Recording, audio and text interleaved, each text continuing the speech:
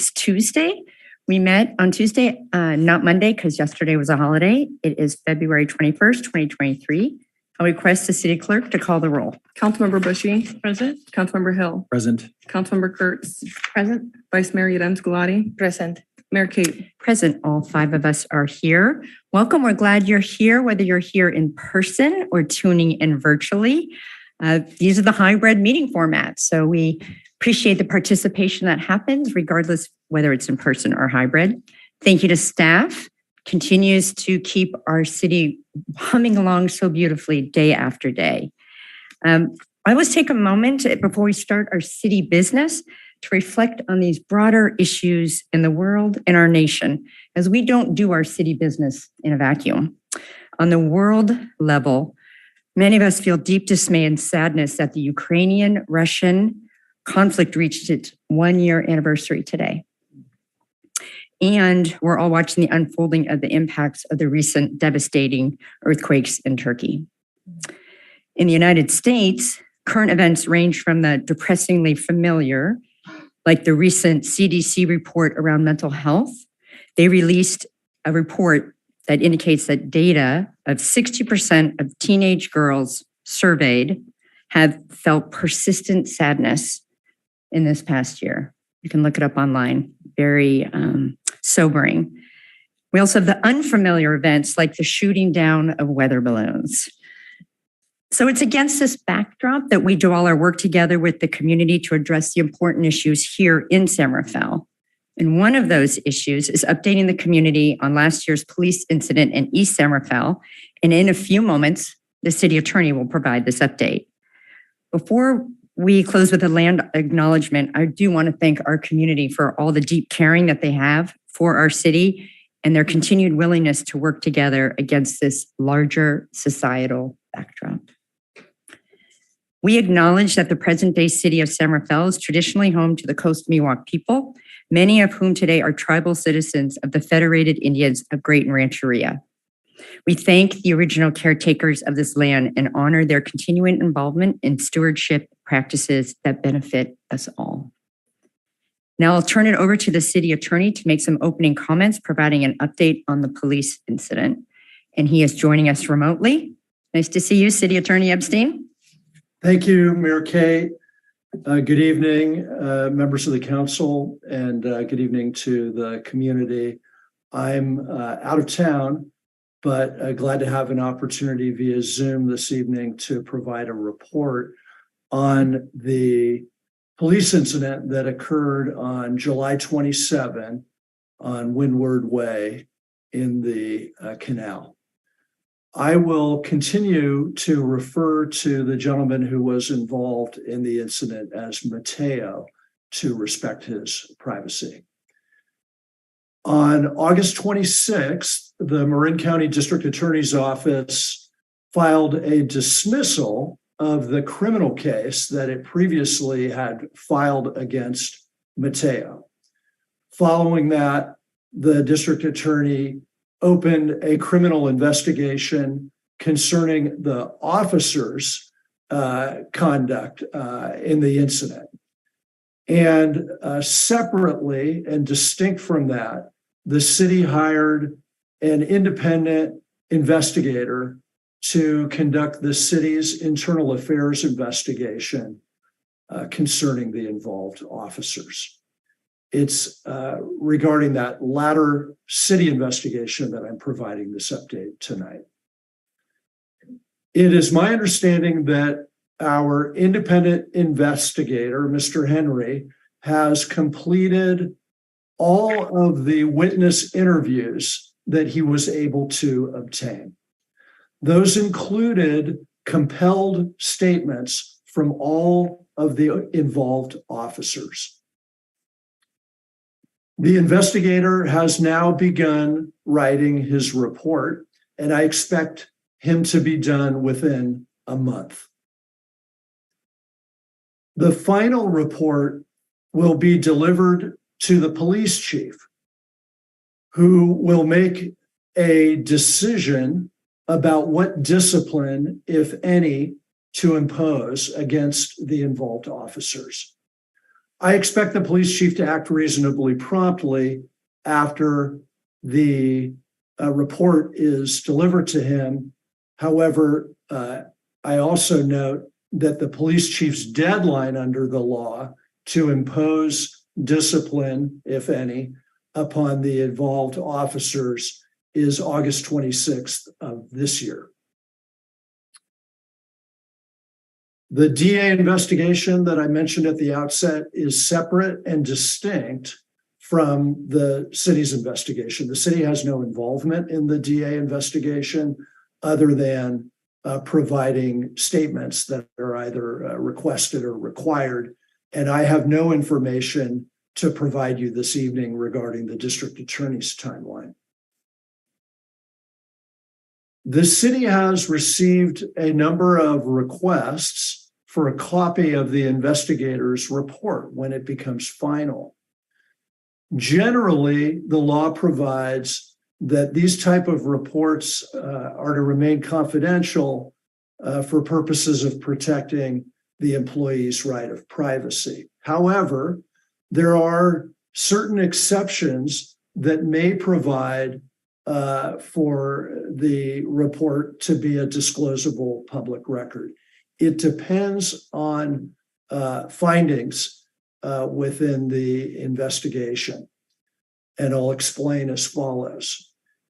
The report about the Mateo incident will be a disclosable public record if the report contains a sustained finding that an officer used unreasonable or excessive force, or an officer failed to intervene when against another officer who was using force that was clearly excessive or unreasonable, or an officer made a false statement, or in the fourth exception, an officer's use of force caused Mateo to suffer great bodily injury.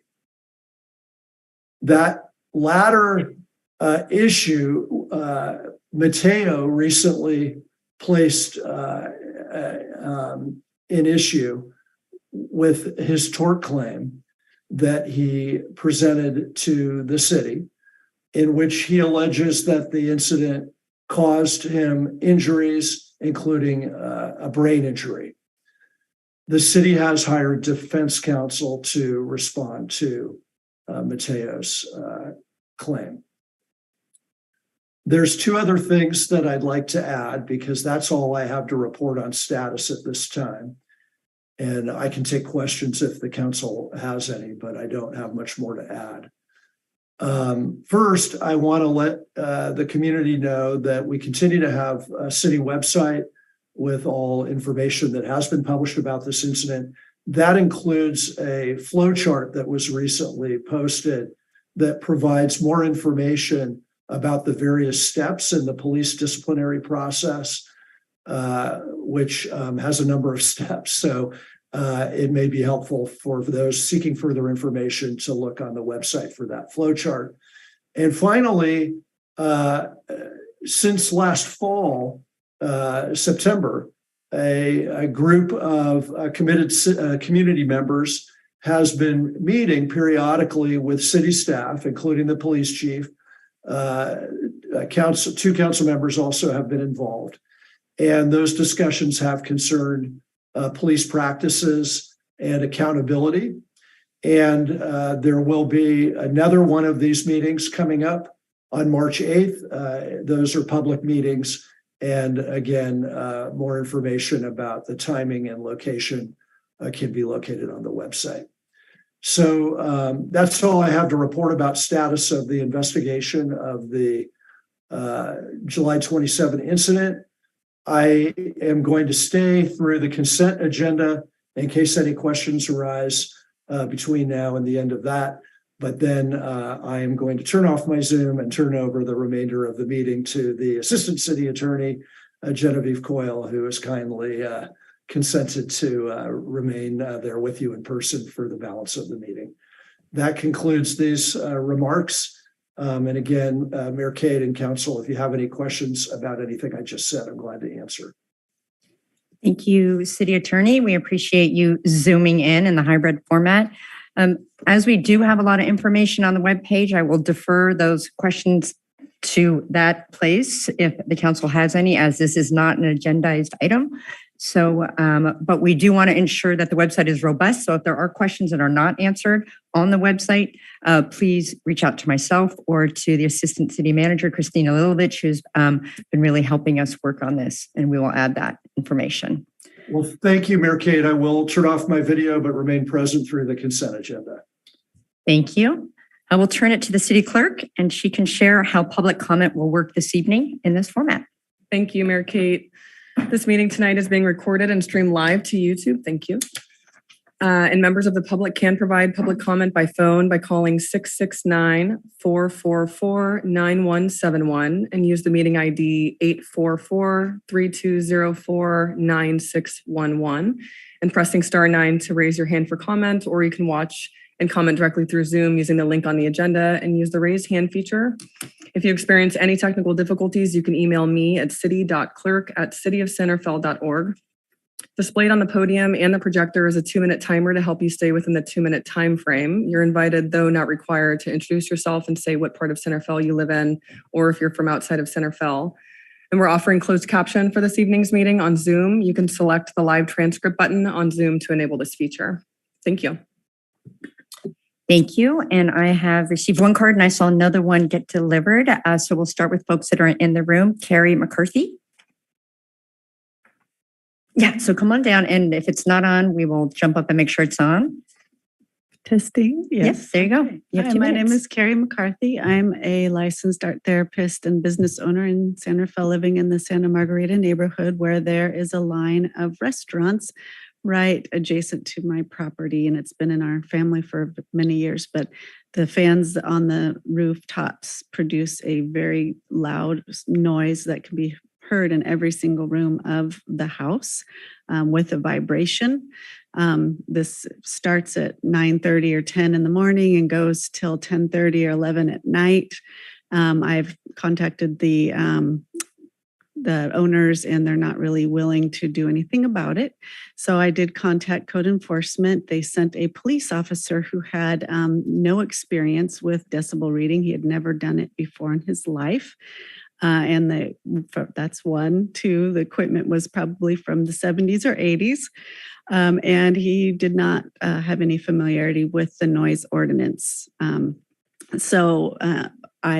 He deemed that this was an acceptable level of noise, which he reported back to code enforcement. And that being the problem therein is that that is the entity that they have to rely upon to be able to either take action or not. So I actually hired a professional acoustician who came out and did a proper noise assessment and found that these are not within the ordinance or in compliance. So I'm actually urging you all to consider maybe considering other different processes that us tax-paying constituents can move forward with our noise complaints and get something done. I have 6 seconds. Thank you for your time and your service. And I have a actually handout on the health impacts of noise, and not just mental health, but physical health as well. And I'd like to submit that.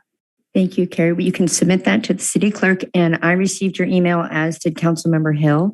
And I think Councilmember Hill and you are going to figure out a time to meet at the site, and that will probably be the next step of the conversation, and then we will address it after that. So thank you for coming down this evening. Yes, great. Thank you so much. Thank you.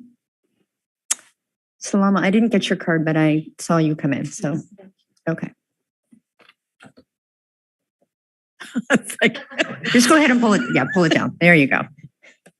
Good evening, Mayor and council members. I'm here to report on our age-friendly activity that we had. Were you going to report on it? Age-friendly activity that we had on Sunday. But I had first wanted to comment on Robert Epstein's report. And it was excellent. Thank you very much. But one of the things that he did say for the March 8th meeting, he said it was a public meeting. And my understanding it's an ad hoc group, and I don't know if it's a public meeting. I just wanted to put that out there. Thank you. Okay, so the age-friendly, is that good like that? Okay, the age-friendly San Rafael Community Partnership, we put on a birthday party for members of our community that are 85 years of age and greater, and we had high school, one high school volunteer. So the age range was 15 to 103. And we had reservations for 150. I know that more than 140 did actually attend. And there was a waiting list. Anyway, it was a lot of fun. The winner of the one that had the best age, she actually was a retired nurse. So that was kind of nice that we had her there. I don't have her name, but perhaps that'll be mentioned. But anyway, we did have lovely sponsors. I just want to say those real quickly. Elderslie Retirement Community, Home Depot, Marinwood Market, Oakmont of San Rafael, Pete's Coffee, Safeway, Scotty's Market, Sweet Things, Terry Sossel, I hope I said that right. He was our photographer, and Trader Joe's. The high school student that was such an excellent volunteer, I wanted to give a shout out for her. She was from Terra Linda High. Her name is Rochelle Diaz Magzariegos. And she's a sophomore. And because she's a sophomore, she said we can keep her on record for next year and the year after, and maybe she'll have her friends come. One of the hard things of getting student volunteers this year was because this is the ski week break. And so the weekend they took off on Friday with their families or whatever, but she did come through and it was great. So that's what I wanted to share. We're doing good things and getting out there in the community, and age friendly is cradle to grave. Thank you. Thank you, Salama, and thank you for being the San Rafael representative on that committee. Thank you so much. And to clarify, I'll turn to the city manager, that March 8th meeting is both in person and hybrid. Yes, and just as a further clarification, what the city attorney was referring to, he was talking about a community group that we've been meeting with repeatedly. And also there's been other community-wide meetings that we've been having at the Borough Center and other places around the city. So I think that's where the confusion comes in, is there's different kinds of meetings going on. So the March 8th meeting is going to be at the Borough Center at Pickleweed Park. It's from 6 to 8. And it's going to be in person and hybrid. And it looks like we'll be advertising that meeting widely imminently. Great. Thank you for that clarification. Anyone else in the chambers? Yeah. Come on down. Yep. I think she's just grabbing something. Yeah, go ahead. Good evening. Alvatary, Bristol Park. I have two questions for the city council. In reading through some of your documentation, there are references to the purview of the city council. And frankly, I don't know all the things you have responsibility over. So asking a question that applies to you is a little bit hit and miss for me right now. So if there's some document I could read that would help me address my questions properly, I would appreciate it. And another second question is, a lot of the documentation that I do read has to do with the general plan. And I don't see, and the thing is massive, so I frankly haven't read it. I did look at the index and try to go through some of it. And one of the things I was looking for is the progress you're making on the goals that you set in the general plan. And I'm not seeing anything that gives me a sense of the things that you discuss in this meeting twice a month. Are some of them obviously addressed directly to the plan. Some of them may be detracting from the progress you're making on the plan, but I don't really get a sense of what that is. And if there is some documentation or a separate meeting that I could attend that would give me some insight into that, I would appreciate it. So again, the comments I make and others that may attend these meetings would be more productive for you as council members. And the third one is more of an opinion, and it's a timely one given the introductory we had from Bob regarding an incident in Canal. And sorry, from my perspective, mine only probably, a lot of the direction is aimed at law enforcement, and a lot of the vitriol that's expressed is against some of the things that they're doing. But I never hear anything about the responsibility of the public and how they need to behave in public. And I know a lot of people in San Rafael may not have been trained in how to act in public. And I would like to see something done in that regard so people don't think that there is a one-sided equation here. There's we cooperate with a lot of agencies in the city, and we need to know how to do that properly so that the most and best life can be achieved in the city of San Rafael. Thank you. Thank you for your comments. And just two very short answers that I'll turn to staff that they can follow up later. On the purview of the San Rafael City Council, the city clerk can direct you to those documents. We're both a charter city. So there's our charter. And then if you go on the city website under departments, I think there's a San Rafael City Council and it talks a little bit about that. So that's a good starting place. The general plan update. We do periodically have updates here again. And the city manager has made a note and he will address that in his comments. Okay. With that, any other folks in the room? Not seeing anyone. Is there anyone virtually who would like to give comment during public open time? I do see some hands raised. Hi, Lindsay. This is Amy Lykover. Is this the time to request that an item be pulled from the consent calendar? You can do that when we bring up the consent calendar agenda item, if you'd like. So that's in two more. Yeah. All right. So you'll pause and you'll ask, are there any items to be pulled, and the public can speak then? All right. Great. Thanks. Thank you. One more hand. Thanks. This is Ava Crisanti. I wanted to point out that following the city attorney comments, there should have been a period of time for comment just on the city attorney's comments. But I was really struck by three residents coming and speaking, and just I'll address them one after the other. The first woman had concerns about noise levels, but apparently never once considered the noise levels that the internees in the SSA were suffering. And a lot of people ended up with hearing damage because the city put together that deadly abusive camp that was run by the police. The second speaker addressed age-friendly issues and had no concerns, apparently, about the elderly, ailing, Black U.S. Marine Corps veteran that you guys so sickened in that SSA that he had to go into ICU, and he's still living in a tent on the street. It's a disgrace. The gentleman who spoke after that, who appears to be on a first name basis with the city attorney, refers to him as Bob. Very indelicately went so far as to suggest that the person we refer to as Mateo was beaten because he did not know how to behave. That was the takeaway. That was not a dog whistle. It was very explicit. And I want to be clear that, anyone who CPRAs my correspondence with the city will know that you have had plenty of warning that you have serious corruption in your police department and in your city attorney office, which has granted the police the ability to turn on and off their body cameras. That is completely out of compliance with Lexipol policy, even as your city attorney insists that it is within the policy. Further, you just granted them $1 million in overtime. That should never have happened after this incident. I see one more hand. Hello, can you hear me? We sure can. Go ahead. Hi, good evening. This is me, Samantha Ramirez. And I just want to be really clear. I'm not speaking on behalf of any of the boards or commissions that I sit on. This has nothing to do with my job. I'm really just here as a citizen of San Rafael and as a human being.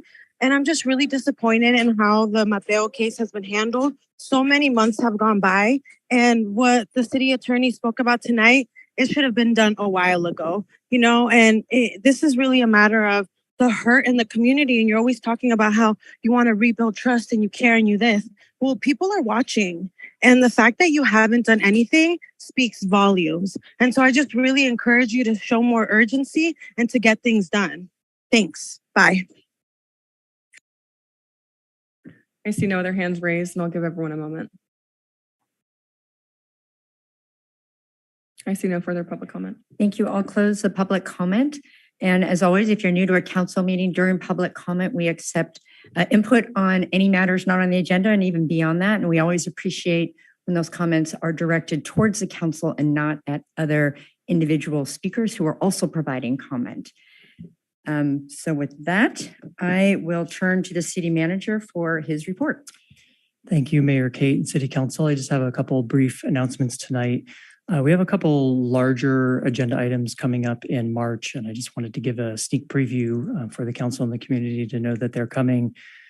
And the timing could change a little bit, but we'll make sure that we put in snapshot and as we send out the agenda, if the times are to change. But right now we're planning on March 6th for the Marin Wildfire Prevention Authority, MWPA, to have a conversation on that topic and the project plan and budget for the upcoming new fiscal year, which will be a great opportunity. It's a very large, expansive program of the Marin Wildfire Prevention Authority, and San Rafael is one of the two of the largest agencies of the 17 members that are part of MWPA. So it'll be a good opportunity for everyone who's interested in wildfire prevention to participate or watch that afterwards to kind of hear the latest of what's going on in project planning and budget planning. And then also I was going to bring up, and it just coincidentally was something that one of our public comments asked about, was on March 20th, we're planning a general plan 2040. We do an annual progress report and an annual progress report of the housing element. And both of those are right now are planned to come together on March 20th, second meeting in March. And staff will be able to provide updates and go through a fair amount of detail. I mean, as the speaker noted, it's a very dense plan and there's a lot going on in the city. So we'll be able to highlight some of the key projects that are coming forward over this next year, and things that are urgent right now and that the community may want to be aware of. We'll have a chance to do that through the general plan update and the annual housing update. So we'll cover key housing projects in addition to non-housing projects in that report. So that's going to be a pretty extensive presentation as well. I just thought it'd be good to give kind of a sneak preview of those two major things that are coming up next month. Thank you, Mayor Kate. I'll turn it back to you. Thank you, Jim. I'll bring it back to the council for council member reports. I'll start with Vice Mayor. Yes, thank you. So we continue working on thank you for the report around policing. I really look forward to the results of the investigation. Parallel to that, we've been working on the different community meetings that they've been described. So I look forward to the March 8th and I continue working, on that. Also, I attended the MCE Marine Clean Energy Board of Directors meetings. It was nice to introduction to all the new elected officials. This year, we all the cities and towns have like different representatives, and it goes from Marin County, Sonoma, Napa, Contra Costa. So yeah, it was really nice to learn about that. And we are going to actually start having in-person meetings. So that's going to be interesting because they have headquarters in San Rafael and also they have offices in Concord. So we'll just have to figure out how that works. And then I'll finish by saying I met with a PG&E about the lighting project that is happening in the canal. So we are hoping to start seeing some progress in there, but more coming soon. So thank you. Thank you. Councilmember Hill. Thank you, Mayor. I have one event to report on. It was yesterday, Monday, February 20th. I had the honor on behalf of council to attend the memorial for Battalion Chief Paul Crimmins at Marinwood Community Center. It was a beautiful and joyous event to honor and celebrate this individual's life and the impact that he had on everyone who he connected with. They shared not just how much impact he had on the community in the decades of service that he gave to the San Rafael Fire Department and the community, but surfaced the entirety of his humanity. There were so many stories of who he was and how his spirit will endure. It was just a beautiful event. So that's my report. Thank you. And we will be adjourning tonight's meeting at the end of the meeting in his honor. Councilmember Kurtz. Thank you. Attended the MWPA board meeting, and I do encourage everyone to attend the March 6th meeting for the update. There's a lot that has happened the last 2 years. We are now going into year 3. And the work that has happened through the support of Measure C has been amazing. And it'll be nice to be able to see what's happened and what still needs to happen. Definitely cannot just rely on rain. So a lot of work is happening there. And I'd also like to follow on with Salama's comments about the age-friendly celebration. It really was, I mean, if you need to have any example of people want to be together in community, it was that event. Huge thanks to our parks and rec and our library and recreation department, everyone in maintenance, everyone did such an amazing job with that event. And Betty was our 103-year-old who had an amazing time, and everyone just really had a great time. So on behalf of the council, I was there and got to visit with lots and lots of people. And they were all jockeying of who was the oldest. So it was great. It was very nice. Thank you. Thank you. Thank you. Councilmember Bushy. Thank you. I attended a meeting of the San Rafael Public Library Foundation board. The first draft of the video presentation is being compiled, and we hope to have the final version out soon. It's going to be a short video of varying lengths for varying different audiences, talking about the role of the libraries in San Rafael. They're not authors, what are they? The producers of the film are very excited about the footage that they were able to get of members of our community and how excited they were about the library. So very excited about that coming along. I also spoke at representing the role of local government in resource recovery for the Resource Recovery Coalition of California. Our city attorney, Epstein, also spoke about the role of franchises and how that works, the legal basis. It was held at the Marin Sanitary facility. So I talked about how we make decisions and how people love rate making decisions, the details of rates, and just really love those studies. So their eyes glazed over and didn't believe me, but it was fun. Last but not least, on Valentine's Day, I attended a board meeting of the Central Marin Sanitation Agency. Yes, we heart wastewater. We adopted our new 5-year plan. 5-year financial plan. We're anticipating rate increases between 3.5% and 4% annually through the 5-year planning horizon. That concludes my report. Thank you. And I'll follow up at the Sonoma Marin Area Rapid Transit, otherwise known as SMART. At our most recent meeting, we appointed the Citizen Oversight Committee, which will do just that, provide input to the board. I was part of the group that went through that. We had 45 applications. A lot of people want to do it. And what's nice about the committee, it's very much balanced geographically, because SMART obviously goes up north all the way down to here, and a wide variety of business interests, including business, residents, train, and really well balanced. So excited to get that going. And here in San Rafael, we had our Economic Development Subcommittee report. As you all know, we've started our economic strategic planning. We have hired and been working with Cosmont, and they presented a draft plan in the form of like a slide deck, which is way easier to read. Although I have to say, I think there are 80 slides, just a little heads up on that. It is posted on our website, and there is a place to do comments. So this is the beginning of a long planning process, but if that's something you're interested in, go ahead and find it on the website and do comment, because it's very exciting as we look ahead. All right, so with that, thank you as always to my colleagues for what they're doing between meetings out and about. I will open up public comment to both the city manager and council member reports. Is there anyone in the chambers that would like to comment on the reports? Not seeing anyone. Is there anyone virtually? I do see 2 hands raised. Hi there, this is Lauren Schifrin. I wanted to thank Jim for really letting us know something that's happening in more than 72 hours. It is very much appreciated, and I would hope that you guys could do that more often. The other thing is, I would really like to see you enable the chat so that you can use it to provide websites for us, because there's not a chance I'm going to be able to find what Kate just said, because I wasn't prepared with a pen in my hand. And I have no idea what the website is. I have no idea how to find the website. I don't even remember what it's called. But you guys could have put in the chat or somewhere a link to that.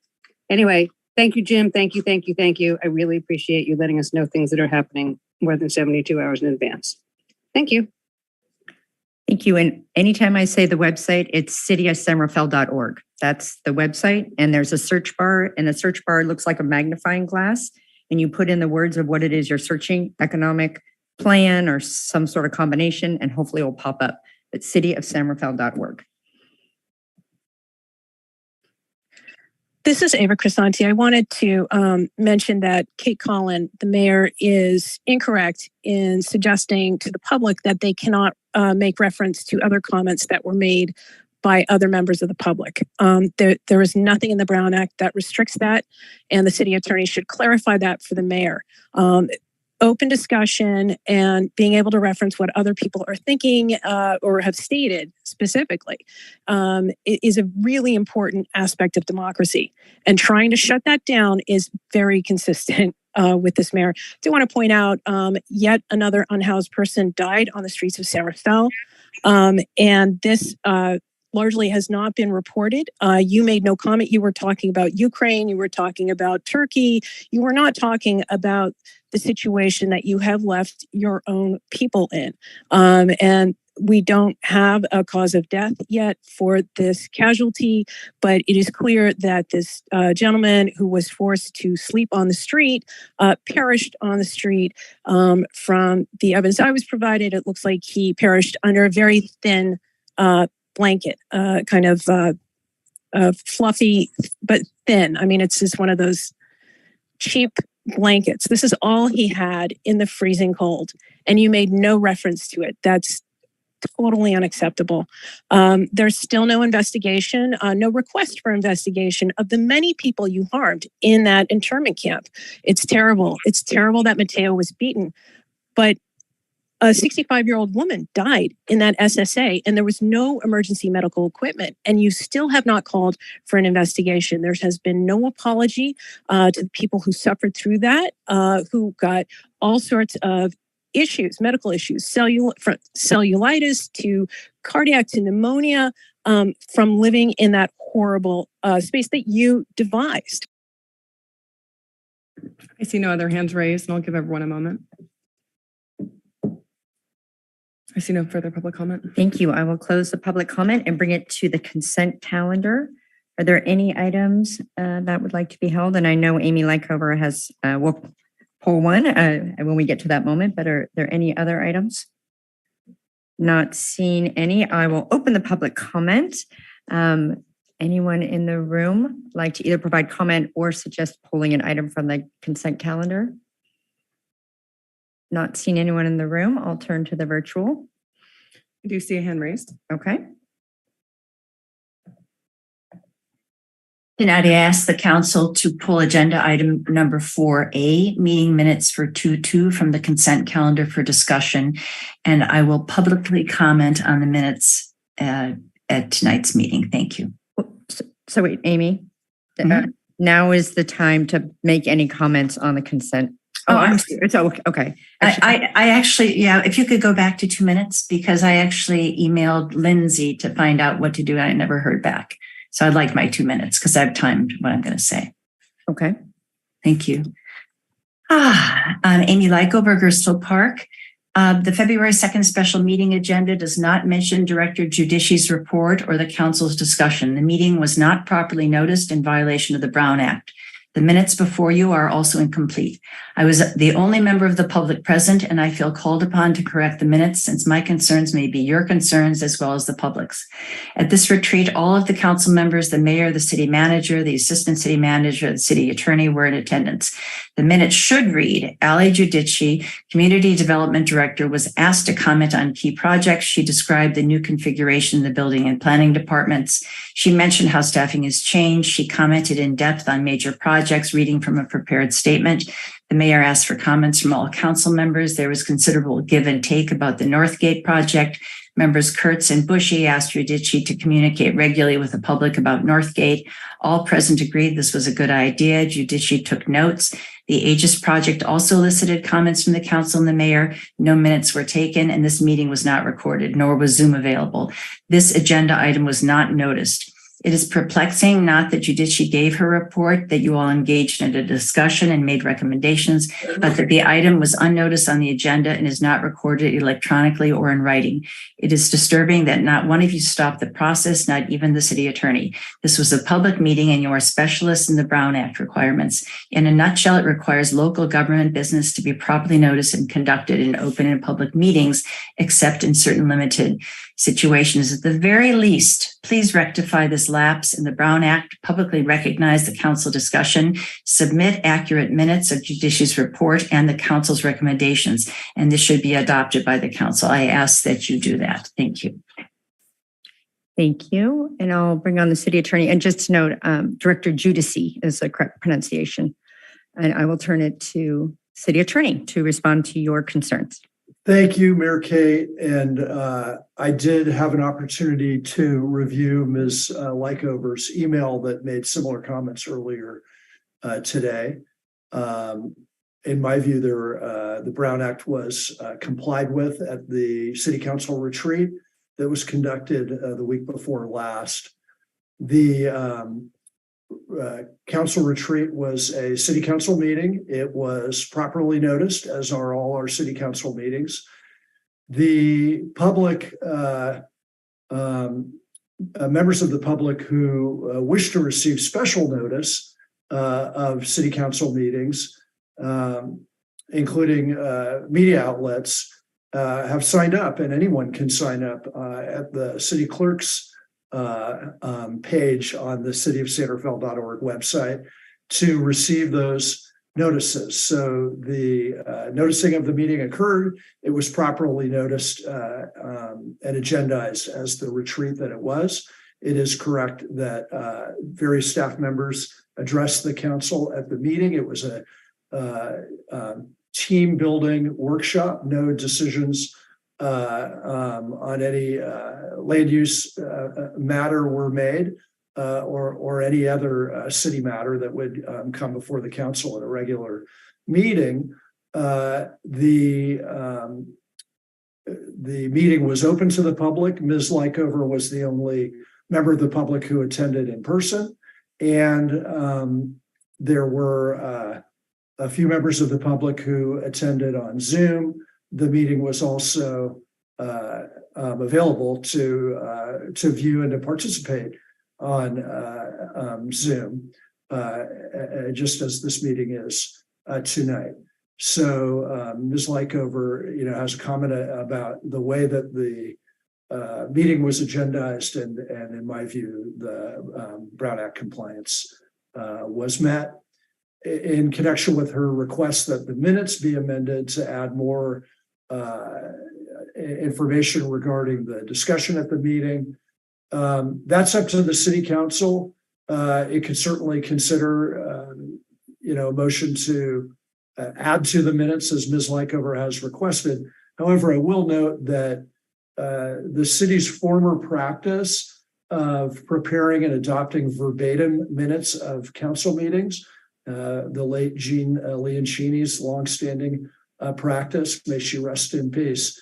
But several years ago, the city adopted a more modern practice, widely prevailing among cities, of simply adopting action minutes that reflect, the action items that have occurred at a city council meeting.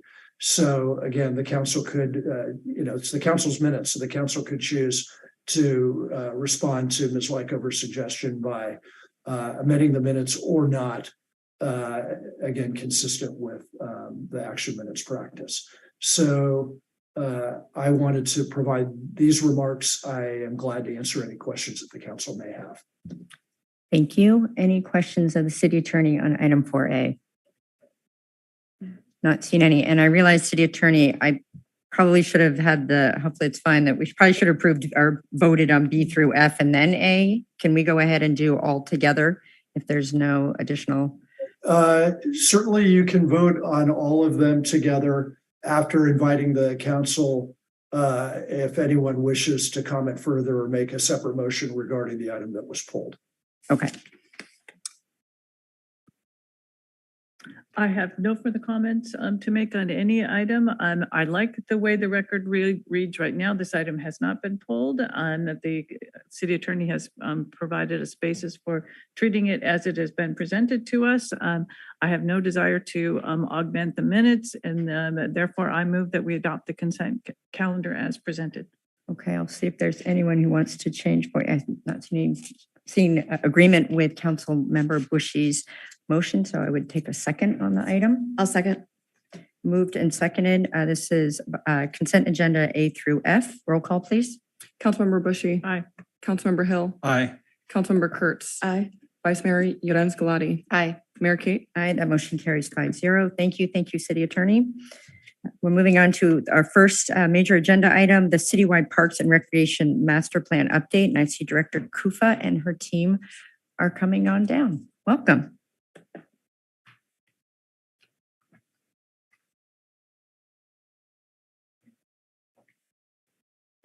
All right, good afternoon or good evening, Mayor and City Council members. I'm Catherine Kufa, the Library and Recreation Director. And I'm really here just to introduce Lauren Ivy Thomas is our primary consultant on this project. She's an associate for RHAA Landscape Architects, and she's going to be giving the bulk of the presentation tonight. Welcome. Hi, good evening. Just get this presentation prepared for you. And the city clerk can assist you. Sometimes it's a little finicky.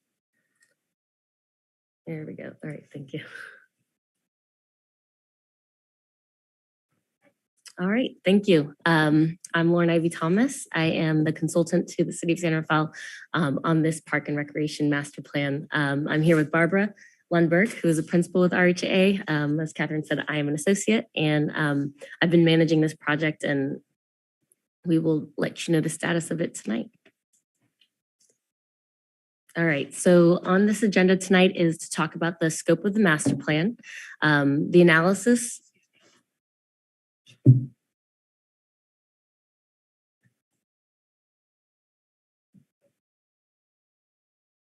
Thank you so much. The analysis that has gone into the master plan thus far, our draft recommendations, and then the next step for the final master plan, which we are hoping will come into completion this spring. So the scope of the master plan could largely be summed up into 4 parts. It's to first assess your existing system and look at previous planning work related to parks and recreation here in San Rafael. Understand community needs and desires regarding parks and recreation. Identify priorities, projects, policies, and programs to meet identified needs and interests. And then finally, to understand the necessary funding and resources to implement any of these identified priorities and recommendations. As a major part of this master plan, RHA as well as MAC5 and architect Steve Hall have assessed your existing park and recreational system, 25 parks, 4 recreational facilities, 2 community gardens. And in this assessment, we've taken a look at a variety of features. In the park inventory and assessment, we looked at the age of facilities, the amenities that are provided, how they're currently being used, how they may be improved. With the assistance of city staff, RHAA visited all parks operated by the city in I think it was January 2022.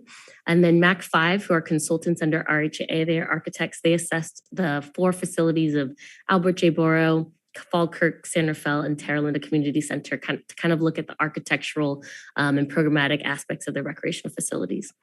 As part of this assessment, we also completed a CASP report, which is a Certified Accessibility Specialist report, looking at all potential, existing and potential ADA barrier removals that can take place on city property.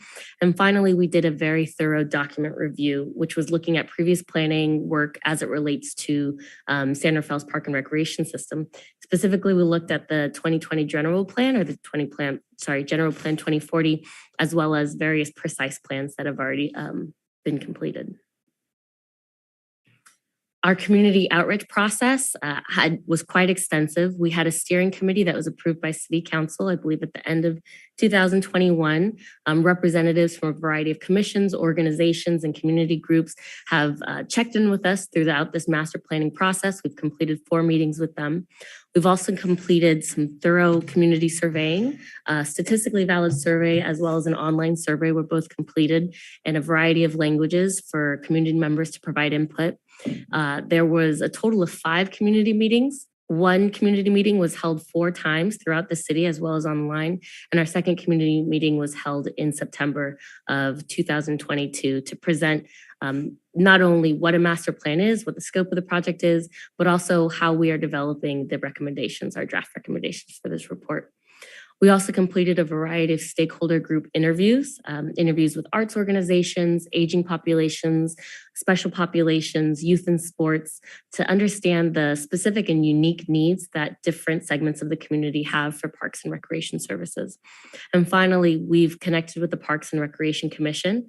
We've done 3 meetings with them to review our findings from the beginning of the master planning process to where we are now currently.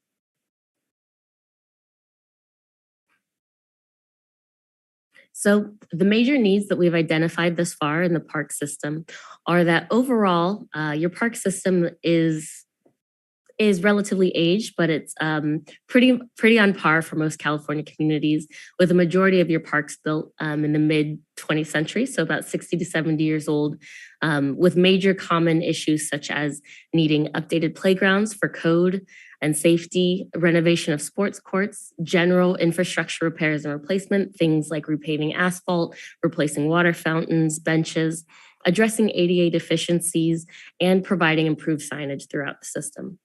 In recreation facilities, we've also identified unified issues between the recreation buildings, which are water intrusion, aging mechanical equipment, outdated electrical distribution, door window replacements, and generally a need for repair of kind of the physical features that are components of these facilities. Through our community outreach process, we've identified these community priorities. Firstly, there is a strong desire to update and improve the city's existing park amenities. We've seen in our outreach that there is some interest in expanding and providing new amenities, but overall the community is very interested in improving what is already in existence. Secondly, improving cleanliness, enhancing the city's maintenance practices to just improve usability of parks as well as recreation facilities. Addressing and or replacing outdated equipment. This applies very well to playgrounds, picnic areas, the amenities that people physically use. Also addressing the infrastructure maintenance that I had mentioned earlier, repaving pathways, replacing water fountains. Providing more park amenities is certainly of interest. Things like water fountains, shade structures, and bike racks are desired. Seeing improved landscaping, updating the city's irrigation system, improved lighting, more restrooms throughout the city's parks, and enhanced sports fields. These are all the major priorities that we've seen in our community outreach process for this master plan. So going through the analysis, the findings that we've made through our inventory and community outreach, we've developed with city staff kind of our draft recommendations. Framing these draft recommendations are goals, policies, and actions. We have 4 major goals for this park and recreation master plan that builds specifically from the city's previous planning efforts, most specifically the parks, recreation, open space element, as well as the diversity, equity, and inclusion element of the city's current general plan. Under these goals, we also have policies and actions that are available online, I believe. They're also available in the attachment, so we won't go into them in this presentation. Overall, I'm going to kind of summarize the types of recommendations that we've made, which are firstly improvements to the existing park sites and amenities. Under this category, we have ADA access, barrier removals, improving or replacing benches and picnic tables, irrigation improvements, which will be significant. As I said earlier, the city's parks are about 60 to 70 years old, and those irrigation systems were also about 60 to 70 years old. Following that, we have improvements and deferred maintenance need for recreation facilities. RHAA as well as MAC 5 architectural consultants have identified a variety of deferred maintenance with our expertise as well as with city staff.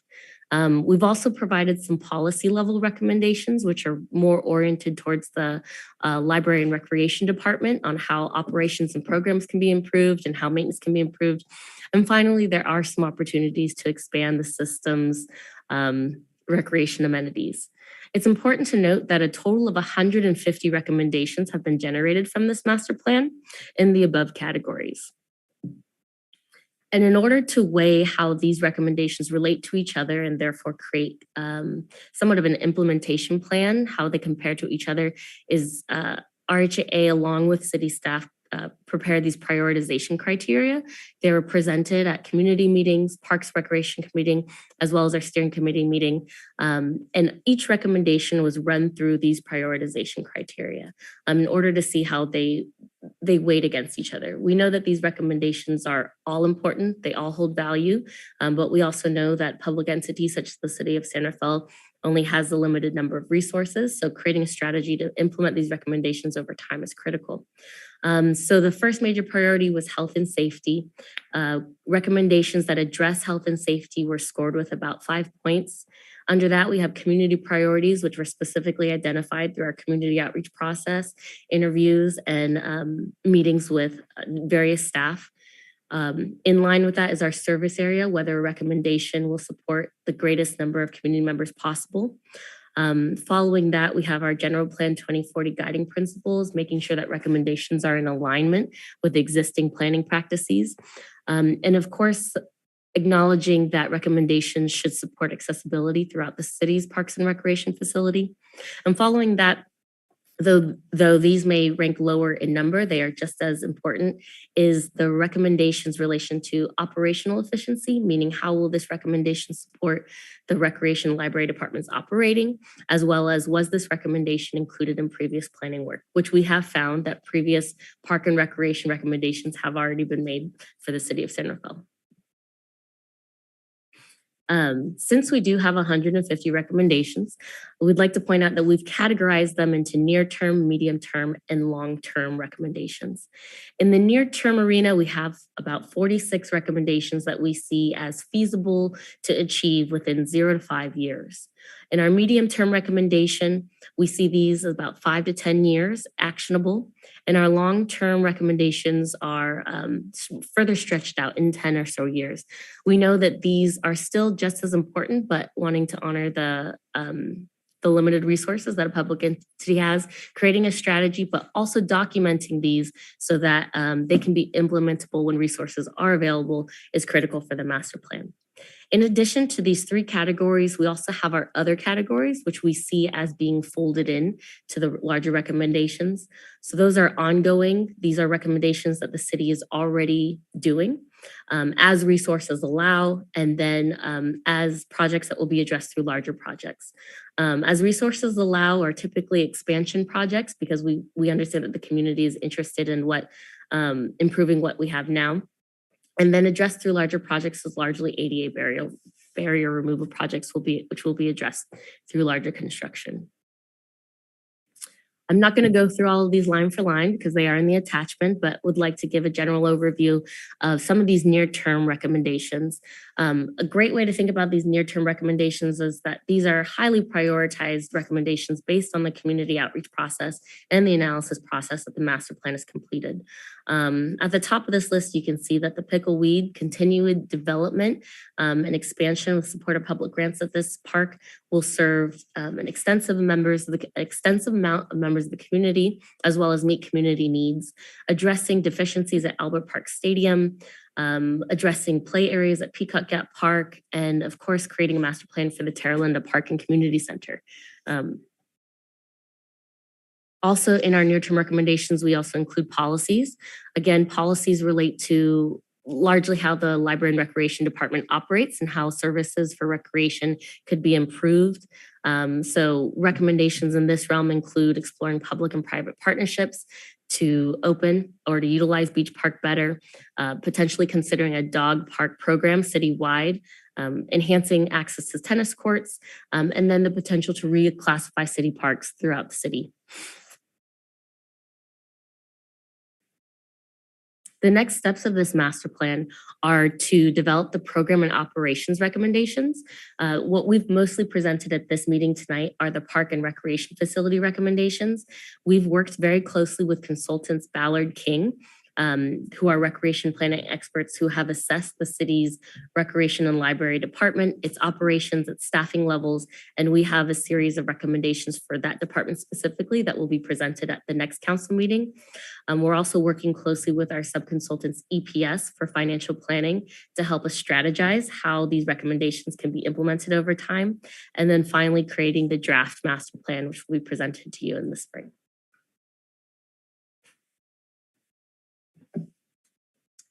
Thank you, Lauren. That was a lot of information and yeah, that was a lot of information. Well presented very succinctly. I'm sure there'll be some questions. We'll have questions before we have comments from the council, and I'll start with the Vice Mayor. Any questions? Go ahead. Yes, thank you so much. It's amazing because I know the outreach to the community and being able to consolidate all the feedback in one plan. So thank you for the presentation. It's great. I guess, and I'm really excited about many of the projects. The one that I have a question is around the park in Bret Harte. I know that the area for like the young kids, my kids used to use it when they were babies and they are 22 now. So, and I see that they are, I actually don't see in the plan like a replacement for that area, which I don't know how safe it is. And also the what is it? Sorry, I lost my note. Basically the court area to be resurfaced because I feel it's not in very good shape. So I was curious to see if there are possibilities to reevaluate or, you know, what are the thoughts around that?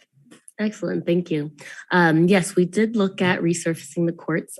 Bret Harte, I believe it is actually a recommendation. It's not ranked as highly because comparatively, the sport court surfacing at Bret Harte Park is in much better condition than a couple other parks throughout the city, as well as the playground equipment. One of the recommendations that was also in this master plan that's more of a policy level recommendation is creating a schedule for playground and sport court replacements that the city's library and recreation department can enact over time to create replacement schedules. Just like playgrounds and other amenities, there is a life cycle for sport court surfacing.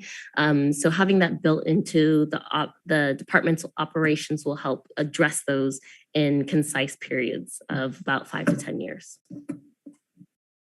Okay, so yeah, so I guess that's my question. Another one that I have is as we are talking about like parks, and I'm thinking about our trees, you know, and I know that we are talking about our tree plan is getting a little bit delayed, but how are you incorporating the tree plan, future plan into the parks? Does it have any? That's a great question. We are not including an urban forestry study into this master plan. The scope of recreation planning is quite large in and of itself, and to extend it into urban forestry would require an additional consultant. I do think it would be of interest for the city to pursue in the future as necessary. And Catherine, do you want to add?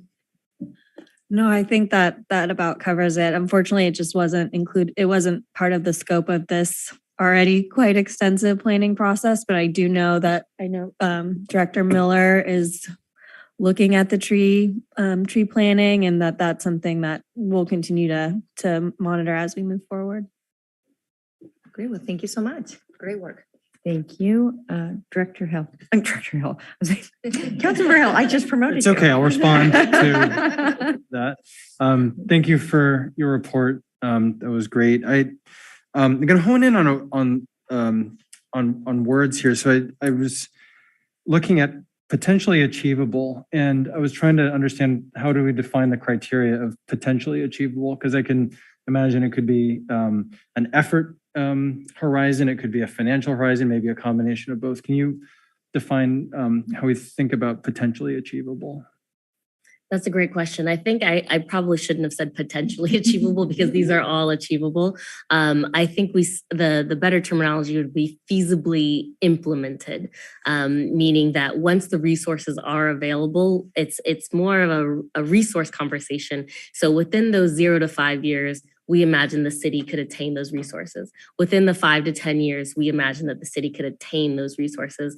Within those 10 years, we imagine, or 10 plus years, we imagine that the city could attain those resources based on public availability of funds. So thank you for correcting me. I think it was more of, it's all achievable. It's more just where can the city find the finances to implement.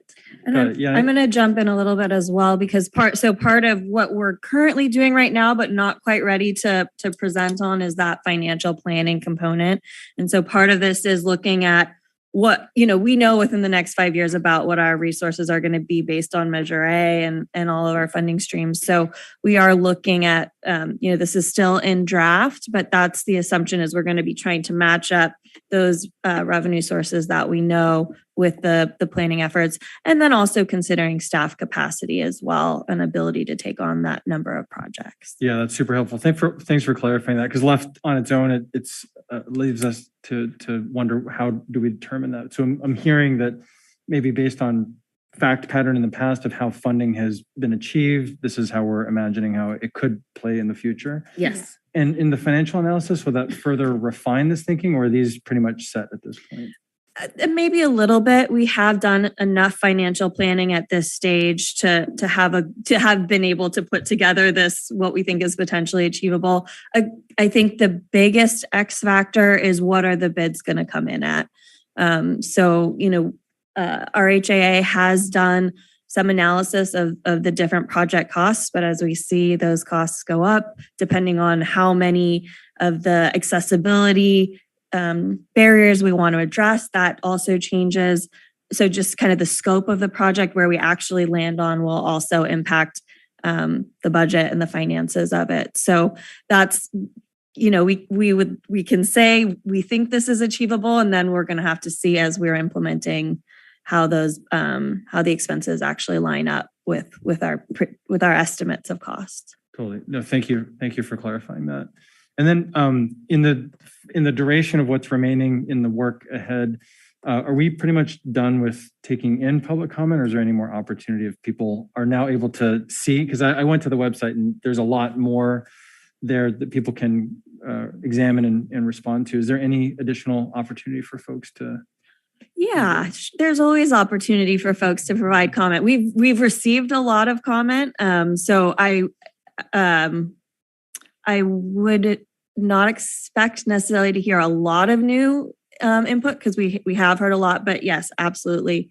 We're still taking public comments, and that's part of why we wanted to present so much information to you tonight, so that we would have a time to still incorporate any feedback that we receive before coming forward with the final plan. Great, thank you. Thank you. Councilmember Kurtz. Hi. Thanks for the report. It's great. Really exciting. I do have two questions, 3, but 2 are sort of tied together.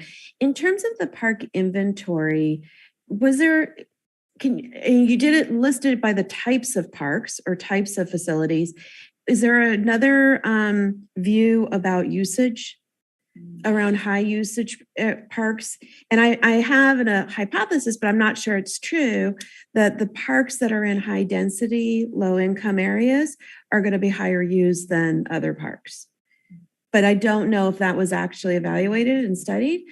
So the slide that Lauren presented is actually the classifications in the general plan, some of which we're recommending to be changed based on use and actual amenities there. We did collect data on usage through our surveying, and that will be included in the final version of the master plan, kind of the results of that input, and that we use that information in our prioritization of the projects through that service area criteria. Okay, so then part B of that question is on the prioritization criteria.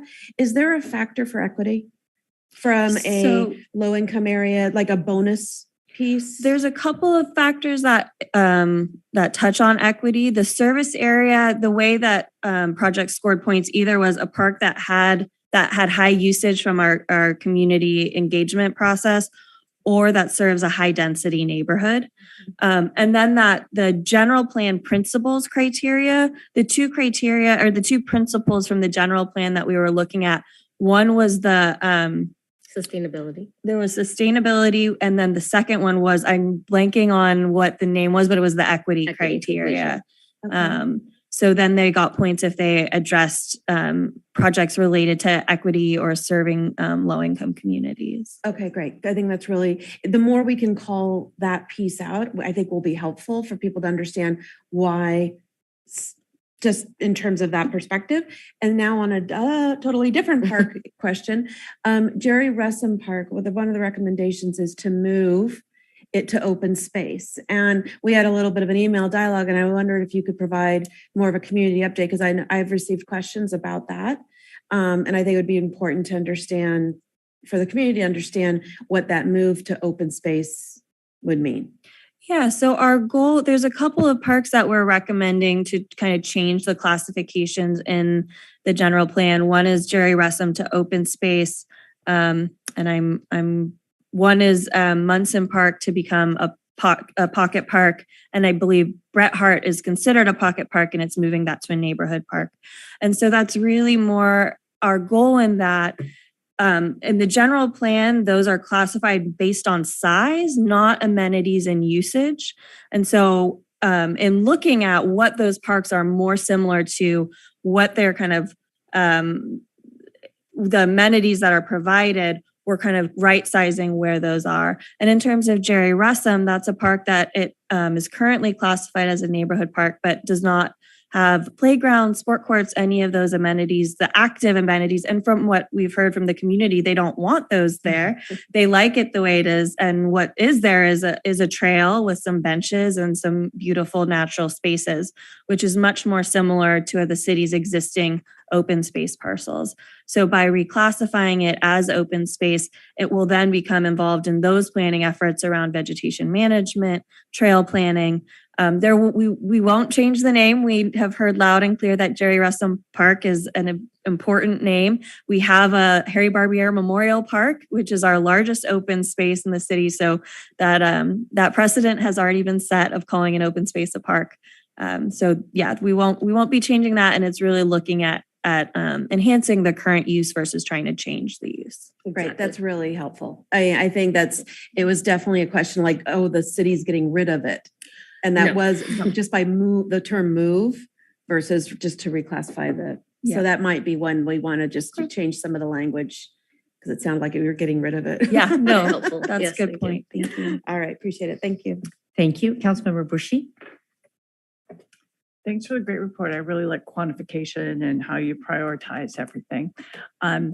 One of the things that any report like this contains, some of the most important decisions are the decisions that you make or propose or recommend for us to not do something. And I'm concerned that there is a big decision to not do a lot of things that is embedded in your policy recommendations, but not articulated. And that has to do with Beach Park. I'm looking at your list of policy recommendations, and many of them are think geek thoughts sort of recommendations. Do we need a dog park? Where would it be?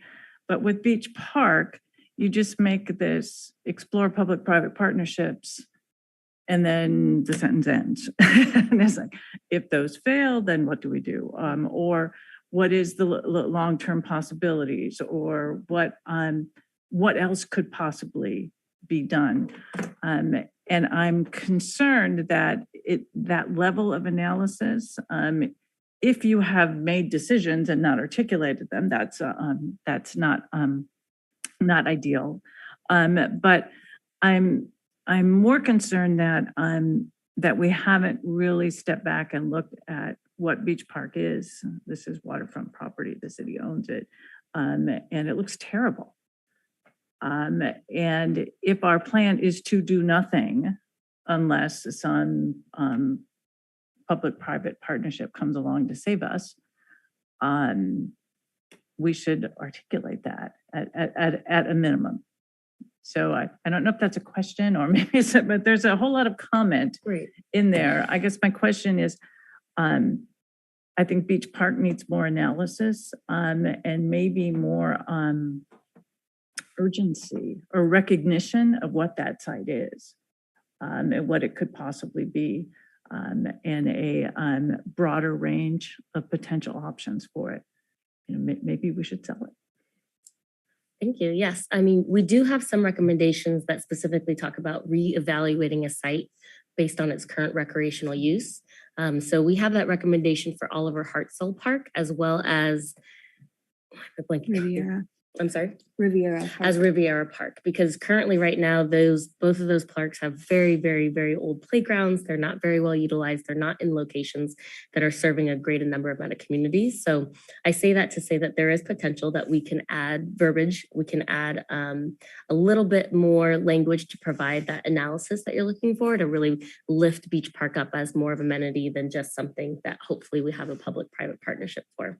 I think I'd also just add, I mean, in the context of Beach Park, there's some challenges to the site around lack of restrooms, lack of electricity, lack of parking, that we were really relying on Terrapin and that neighboring property to kind of make that site, to provide those amenities as well as provide the needed more on-site management that we were finding that site required to be a safe park site.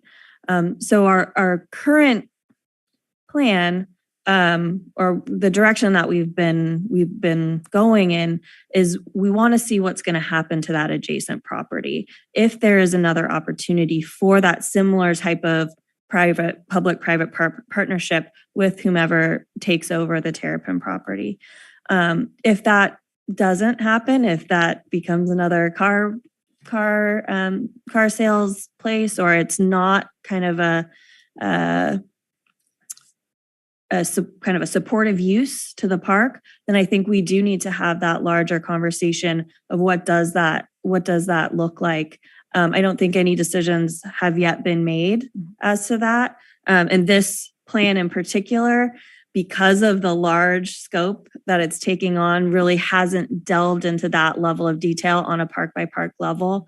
I think there's probably some language we could use to strengthen like what should our future, what should the future of looking at Beach Park be? I think this plan won't do that, but can kind of recommend those steps forward. Yeah. Thank you. And I just want to build on what Councilmember Bushy was saying. I do. Beach Park is a unique entity, so I think having some timing in there. I think what we're also getting at is that adjacent use of the property. If it's empty for 5 more years, are we just going to hang out? Is kind of what you're wondering. So maybe there's some time on there, and it is unique. And both Councilmember Bushy and I think we're on the council when we actually started that public-private partnership. I was there to open it. You I was on a stage with 2 of the 4 Grateful Dead. It was awesome. It was awesome. Oh, we could go back in time, but I think so. I agree. I think there's recognizing that there for that to go forward, it actually almost needs that private part. I think it would be really hard for us to sustain it just as a public park. So I completely agree with Councilmember Bushy's comments. And I just have a few additional questions. My colleagues asked great ones. The irrigation, I think we all can nod our heads on that. We know irrigation becomes defunct. And I'm hoping in part of that, it's not just irrigation, it's changing out the plantings that are there. Part of it is we had thirsty plants that we planted way back 60 years ago. So I'm hoping that's the other part of the irrigation. We're not just going to put new irrigation in and flood the roses or whatever is there, but we'll actually be thoughtful about the landscaping part. Is that? Yeah, that's in one of the goals. Yeah. If you look at the goals, policies, and recommendations, there is a kind of, those are supposed to be higher level, intended to be incorporated throughout all projects. And one is looking at kind of climate friendly and just generally more sustainable practices in our projects. So that includes materials that we select as well as landscaping decisions. Well, I think that's awesome because we definitely want that lens. And I think it's when the irrigation, if we're upgrading irrigation, I think we really want to think about what are we watering? What are we continuing to do? I think just coming in and putting in new pipes and not having that other part of the conversation Is bifurcating something that we actually don't want to bifurcate at this point? The next question I see in here, resurface tennis courts everywhere. Being a pickleball player, I am hoping that you also say, and add pickleball lines. Just saying. I don't know if that's considered. It's not considered. Okay. I will say from the community outreach process, in this particular community, pickleball was just not as much of a priority. Okay. Which is why I think the better recommendation for San Rafael would be the striping instead of exclusive pickleball courts. Agreed. But absolutely, I do believe we have some, I can confirm that we have some language regarding pickleball striping. Well, I think part of the reason it's a chicken and egg. The reason it's not there is because there's not a place to play unless you're playing internally at the Alborough Center or if you go to another community. Right. So it's hard for it to grow. So yeah, and I agree, striping however you want to get at. I'm not saying to make them pickleball specific, but to figure out the flex around that. Thank you for answering Councilmember Hill's questions about funding. And this is probably for that meeting. I am curious when we're going after state grants, if we need to have a certain level of design done in order to compete higher at the grants. Because sometimes I know that's the same for DPW projects. I see Director Miller nodding her heads. If that just makes us more competitive, I don't know the answer to that. Typically what I've seen for the state level grants is they're really looking to serve, for the competitive grants, they're really looking to serve more low income communities. So Pickleweed Park has been the location that really is competitive in those grants. Okay, no, that's fair. Yeah, more so than the stage of the project. Okay, no, that's fair. And we've definitely heard that loud and clear from the state. Thank you.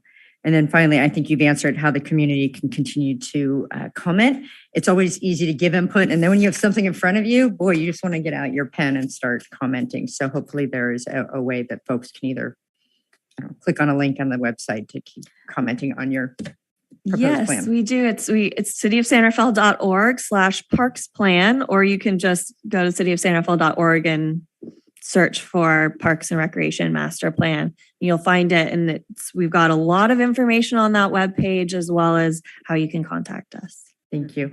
Yes, go ahead, Councilmember Hill. So thank you for one more question. Some community members have reached out and asked about ways that the community could help fund things that they want and not have to wait for city to receive a grant. What comes to mind is when I think about the Point San Pedro Road Coalition, obviously that they've implemented self-tax and they engage and they contract to have support. In the financial planning, is there any opportunity to provide some comment on how feasible that is? I think there's some community interest expressed in terms of how to say fund special interest, say around, I'm specifically talking about Gerstle Park. I mean, that's a great point. Thank you, Dr. Hill. Wow, I'm a lot of things. Was that correct? Okay. No, it's Director Hill. No, Councilmember, sorry, I just started a whole thing. What did you start? I'm getting all sorts of titles tonight. Apologies. Well, because you said Gerstle Park, I will say one of the recommendations that we have for Gerstle Park specifically is to better partner with that community. We acknowledge that it's a really unique site, landscape-wise, historically-wise. It's quite a gem of the community, and we acknowledge that better partnership can happen with the city directly. I think, yes, that the language can happen. And I can say that throughout this master plan, we have heard a lot of community interest in those financial partnerships. I think one thing that often happens with that is whether that interest continues and how do we ensure that that interest continues with the city and the community.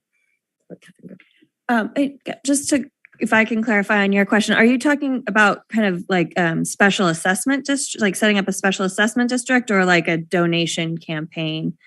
Yeah, I think I was thinking of an assessment district, but I think any mechanism, I think it would be good if we can to include the different mechanisms, benefits and drawbacks of each, because I think, clearly in my understanding of an assessment, people are basically voting to self-tax and create a body and govern it and how it works. And with the other one that you just mentioned on donation, it's a little less predictable, but people can do it ad hoc. So I think there are benefits and drawbacks to both, but I think it'd be great to at least provide, if we can, in the report, at least some language to help educate the public on the plausibility of any of those pursuits. Yeah, that the special assessment isn't something that has been included yet, but we can ask the financial consultants if they have familiarity with that and might be able to add it. We did just launch our park. It's kind of on a smaller scale, but our park bench and picnic table donation program. So that is also on the website. We know we get a lot of requests for memorial benches. So that's now we have a streamlined, easy way for folks to donate benches and picnic tables, particularly to the parks where we've identified through this plan that they're most in need.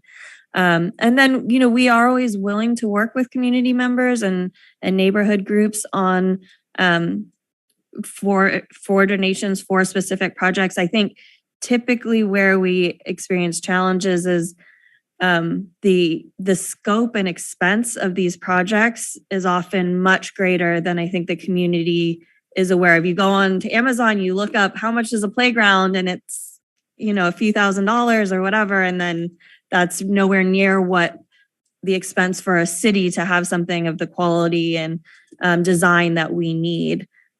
So I think that's where often there's a challenge, but we're always welcome. We're always happy to have the conversations and to help folks understand what is that level of support that would be needed to really actually build the amenity.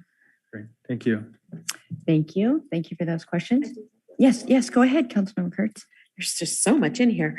In terms of the policy recommendations, most of them read as policy changes, and those presumably would probably come back to the council to review and look at.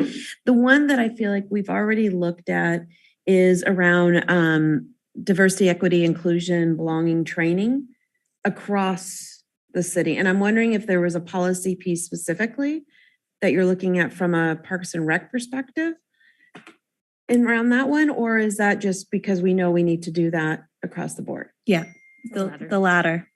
Yeah, I don't expect that we'd come back with some special policy. It's just we wanted to highlight that as something that is important for us to do and that internally we need to make sure we have a strategy around. Because we did that policy, yeah. Yeah, all right, exactly. perfect. Thank you. Thank you. Not seeing any questions at this time. I will open up to public comment. If anyone in the chambers would like to comment, yep, come on down.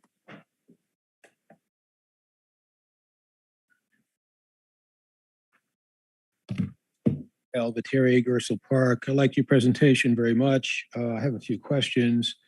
I see this as at a high level. I'm wondering if the analysis you did included a consideration for any neighborhoods that don't have a park and may need one in the current population and the projected population for the 5 to 10 years that you are covering in your plan.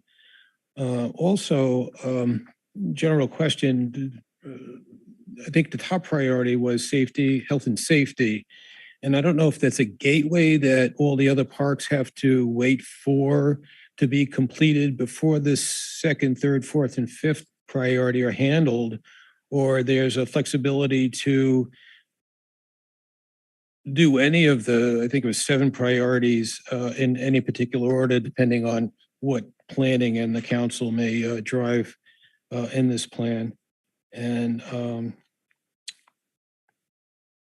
I had the same question about public and private. I know communities like to throw their money around to do things that they want to get done earlier. So it sounded like the answer to that was yes. That's all, the only questions I had. Thank you. Additional comments from folks in the chambers? Not seeing anyone. Is there anyone virtually who'd like to comment on the park master plan? I do see a hand raised. Hello, this is Amy Lykover. Thanks for the report. I see how extensive the scope is and how much maintenance and the deficiencies, particularly ADA, you've addressed. I'd like to refer back to Councilmember Yoris Gulate's mention of trees. Trees and urban forests in General Plan 2040 are mentioned on virtually every page. In every neighborhood, downtown, etc. Director Miller has been working with our group. I lead a group called Sammerfeld Tree Group, and we have a representative from her department who attends our meetings. We're waiting for the street tree policy to be handed back to us. This was linked to a council goal, as you remember, council members, over the past 2 years. And so my suggestion is that you consider, as part of your goal setting for fiscal year 23-24, to include a discussion of how to achieve really the requirements of the general plan as they refer to urban forests, and set a goal in that regard. Our committee now includes a certified arborist and conservation leaders from the area, and we are very interested in helping you achieve that which is in the general plan, since it is anyway for this tree city, but particularly now that I see that the word tree isn't mentioned once in this Parks and Rec master plan. Thank you so much.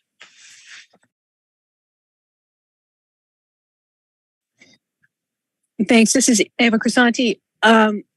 You know, in the sense that the City Council has chosen to open with land acknowledgements, I think it is significant. Names are significant. And I would question why there's still a Harry Barbier Park. There are, unfortunately, a lot of questions about what the family has been up to recently. And I would reference specifically their willingness to game the system with the contract for the SSA. They, raised no protest about the abject conditions, which they profited from to the tune of over $32,000 a month. If the documents that your own city attorney provided to me are accurate.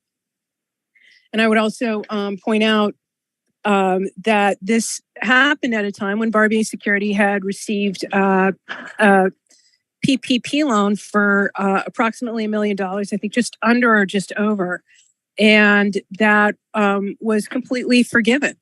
So this was not at a time when their business was down in any way. So it does seem reasonable to consider maybe the park should be renamed for people who do the essential labor in San Rafael and who are so unacknowledged. Maybe it should be renamed for people in the Canal District, not someone you specifically, designate to represent your interests and who's not actually from the canal, but someone, a hardworking person in the canal who has had to endure considerable discrimination in the city and in this county. They should be honored with the naming of a park. And the Barbier family should have some time to reflect on their. I see no other hands raised, and I'll give everyone a moment. I see no further public comment. Thank you. I will close the public comment and bring it back. We received comments, but there were some specific questions, and I had heard neighborhoods that might not have parks. So I'm sure there's been a conversation about that. Second, of how the health and safety is one of the delineating factors, but how does that relate to the other priorities? And then we heard comments about goal setting for tree policies in the master plan and naming of the parks. I think those are more comments rather than questions. So if you could answer the first two. Great. I'll start with the priorities. Excellent question. Thank you. So a great way to think about the priorities is not that we're running through each of them one at a time, but they are actually working all together. So that list of that, I wish I could pull up the bar again, but that had the bar at the top bar and then the smaller bar. We're seeing how all of those relate to a single recommendation. So those are folded into each recommendation. But in addition to that, I'd like to say that we see this master plan as incredibly flexible, and we do not want to limit any recommendation to any particular time frame should resources become available to the city. Right now, it's more framed towards priority based on what we've seen as community interest from both the community as well as city staff, and also interest informed by previous planning efforts. So that's the way that they're largely framed, but of course, should anything change, if resources become available for a particular project in a particular community, we would encourage that go for it mentality. The second question I will start to talk about neighborhoods that do not have neighborhoods that do not currently have parks. We do explicitly have a recommendation that references, I think it's the 5 neighborhoods in the community. They are referenced in the city's general plan. We reiterate it in this master plan as well. And then we are also folding into future projected populations or population growth to know where we may need additional parks or park amenities in the future. So that has been folded into the master plan. Thank you. Great answers. I'll bring it back to the council for further comments before there's a motion. I'll start with the Vice Mayor. Yeah, thank you again so much for the plan. I think, I love to see the kind of like the mapping of what's happening. So thank you.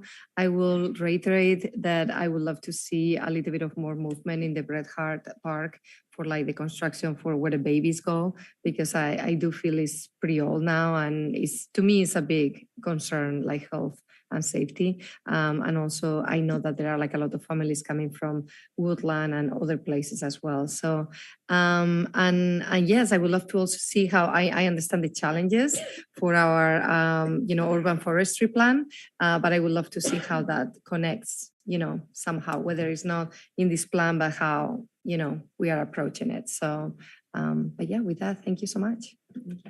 Thank you. Councilmember Bushy. Great analysis. I'm very much looking forward to the financial part so we can see what we're really going to do. Thank you. Thank you. Councilmember Kurtz. Likewise, I really appreciate it. I would say with the policy ones, some of those I think could probably come forward sooner than later and probably are not tied necessarily to the financial pieces. So maybe if it helps facilitate some things to bring those forward, that would be great. I'll put a plug in for dog parks. You got pickleball. But really appreciate the work and thank you. Thank you. Councilmember Hill. Thank you for the report and thank you for timing it partway through the entire process. I think it's super helpful to engage the community and create awareness that it's still happening. There's still some stuff ahead and have that opportunity. I want to give a shout out to former director Susan Andrade Wax. This is one of her final things that she left the city with. So obviously, thank you, Catherine, for continuing it forward. I was privileged to be a part of the selection process for IHAA. I'm glad that you're here. And thank you for engaging the community intentionally. And I would just underscore, I think, what you said earlier, which is that this is not a hard expression of what our priorities are, but I think it's a common place that everyone in the community can look at, and we can have a basis for discussion on how we move our priorities forward for all the amenities that we have in our community. So thank you for being here with us tonight. Thank you. Wonderful. I concur. Having this brought before the council is exciting. I think this is our first official park and master plan ever. So this is a really, really big deal. And I concur that Susan Andrade Wax really kicked off the ball. Thank you, Director Kupa. Thank you, Lauren. Thank you, Barbara, for getting us here to this point. It really does take a community. And so I appreciate the community that's come out to all those meetings. I know I attended a pop-up that was in the Sun Valley Park that was there. And that was such a great way of meeting people where they are and getting information. Surveys are great. It's really all of the different ways to get information to continue doing that. So very robust engagement, which really represents our community values.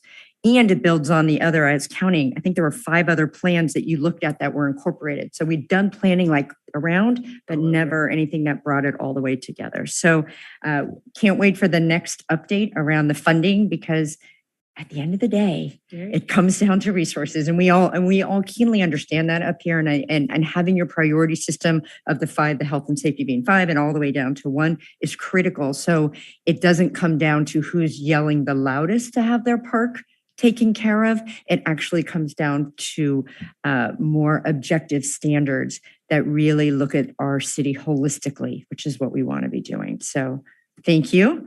We can't wait for the next presentation and then approving it in the spring. So with that, we will, I would accept a motion on this item. I'll make a motion to accept the report. I'll second. Moved and seconded. Roll call, please. Councilmember Bushy. Aye. Councilmember Hill. Aye. Councilmember Kurtz. Aye. Vice Mayor Yerens Gulati. Aye. Mayor Kate. Aye, that motion carries 5-0. Thank you. Thank you. Our next agenda item is the boards and commissions and committee rules and procedures update. We usually look over here for our presentations, but we're going to be looking over here. The city clerk will be presenting, actually, and over here because we have the slides. So, Madam City Clerk, I will turn it to you. Thank you. Good evening, Mayor Kate, members of the City Council. My name is Lindsay Lara. I'm the City Clerk for the City of Centerville. And this evening, I'll be discussing the boards, commissions, and committees rules and procedures documents and our appointment process. Just for a little bit of background, last year we saw a bunch of changes to our bylaws that were approved by the City Council. Those included membership composition and, let me move this little picture of me, and consolidation of our voter approved tax oversight committee, or our oversight committees, to a voter approved tax oversight committee. And now our boards we have 10 boards and commissions, 10 staff liaisons, and 56 volunteer board, commission, and committee members. At that time, I did announce that we would be bringing a rules and procedures document to a future City Council meeting for your review, and that is what I'm doing this evening. So just to go over the rules and procedures document in the staff report, Chapter 1 is just purpose and overview. It goes over the rules and procedures document and it determines its applicability to all of our BCCs, our boards, commissions, and committees. Goes over duties in Chapter 2, which will be the duties for the chair, vice chair, commissioners, staff liaison. It sets forth how the chairs and vice chairs are appointed, and it defines terms, removal, and resignation. Chapter 3 is rules and decorum. We've never had this before written out anywhere, but it really does outline how we should be treating our public, how we should be treating each other, while also being able to have healthy debate.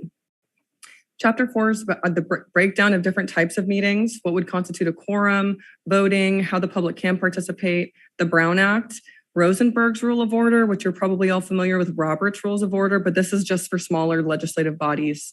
It's kind of a 21st century take on Robert's Rules of Order.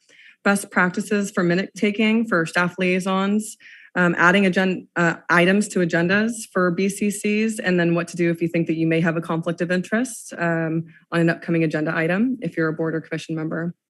Chapter 5 goes over communication with the public or with boards, commission, and committee members, and how that relates to our public records and the California Public Records Act. And Chapter 6 is our selection process. It just goes over the appointment process for commissioners and managing our vacancies in the interview process. I know that no one is asking this, but why is it important? I know we all know, but this provides guidance to our volunteers and our staff liaisons. It makes it easier for our newly appointed volunteers to serve, and it's easier for our staff liaisons to manage BCCs. We've seen a lot of turnover in the last few years, and when we have a new staff liaison come in, it's really nice to be able to have a guide that will just show them exactly what they need to do, and there won't be much of a transition for any of our volunteers. And also, we appoint really excellent volunteers. The City Council appoints really excellent volunteers to our boards and commissions, and this hopefully will allow them to just hit the ground running and be able to just put all their knowledge to it and not have to try to figure out how to manage a public meeting. Additionally, it outlines steps for holding our public meetings and the importance of community input, just exactly what the format of each meeting is: staff presentation, Q&A, public input, then comments from our legislative body following any sort of a recommendation that would be taken at that time. And finally, this is most important because we're going to be moving back in person in March, as of March 1st. So the community still can participate virtually on Zoom, but being able to go back in person, this will hopefully assist in that transition. For the last few years, while we have our chairs, a lot of times our staff liaisons are managing the meeting on the back end. And so this will be a really good opportunity to create this document, put it forward, and be able to help with that transition back to in person. The second part of this is the appointment process. And I'm just going to go over our current process at this time. Right now, we have inconsistent term expiration dates. That we have terms expiring all throughout the year. There's no rhyme or reason for it. Sometimes there might be one person who's going to be expiring in that year, and everyone else is on a completely different staggered year term. For example, in 2023, we have vacancies that are coming up in March, April, June, October, November, and December, all for different boards and commissions. And this is not including any unscheduled vacancies that occur as a result of someone moving outside of city limits, or not being able to serve in their position anymore. What this does is have our city clerk's office basically constantly flowing with recruitment and scheduling, but not in any strategic way. So we're constantly just hitting social media with maybe an ADA vacancy or a fire commission vacancy or planning commission vacancy all throughout the year. And what is happening is that we do see a little bit of social media fatigue. When we first started doing this on social media, we were getting so many applications, but now we're seeing more and more fatigue, email fatigue, and then we risk losing that visibility for our community when we're posting.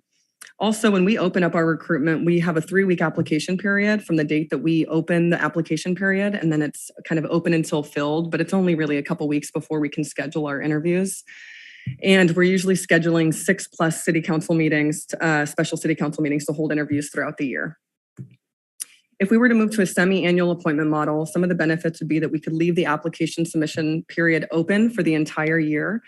This would create a really great candidate or pool of candidates that we can pull from throughout the year as well. And if there's any unscheduled vacancies, we can also pull from that group that have been applying throughout the year.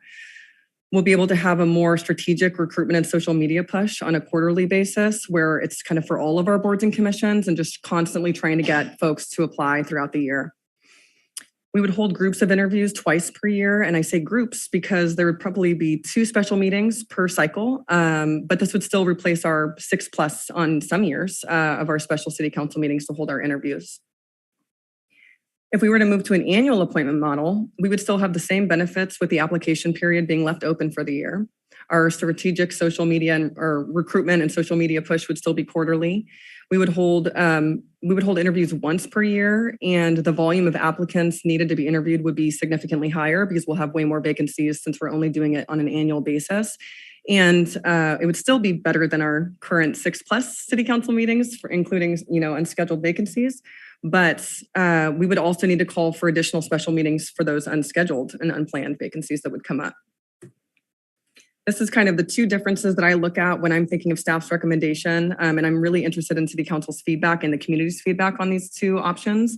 But staff recommends the semi-annual appointment model. And the reason for that is that we would have a lower volume of applicants to be interviewed for each cycle. But most importantly, those unscheduled vacancies could be captured within 6 months of that vacancy occurring. So say we were doing appointments in April and October every year. If someone happened to resign in June, we would be able to capture that in October's interview process. Where in an annual appointment model, we would have a higher volume of applicants to be interviewed each cycle, and we would also need additional meetings throughout the year to capture those unscheduled vacancies, just because we don't want to leave any board with 1 less member than is needed for too long of a time. For current terms, if this was to be implemented, we would extend all of our terms to accommodate the new appointment model, and an effort would be made to have consistent number of vacancies per cycle for appointments. So we would constantly have around the same amount in April to October to April the next month, if that was the cycle that we were to end up moving toward on a semi-annual basis.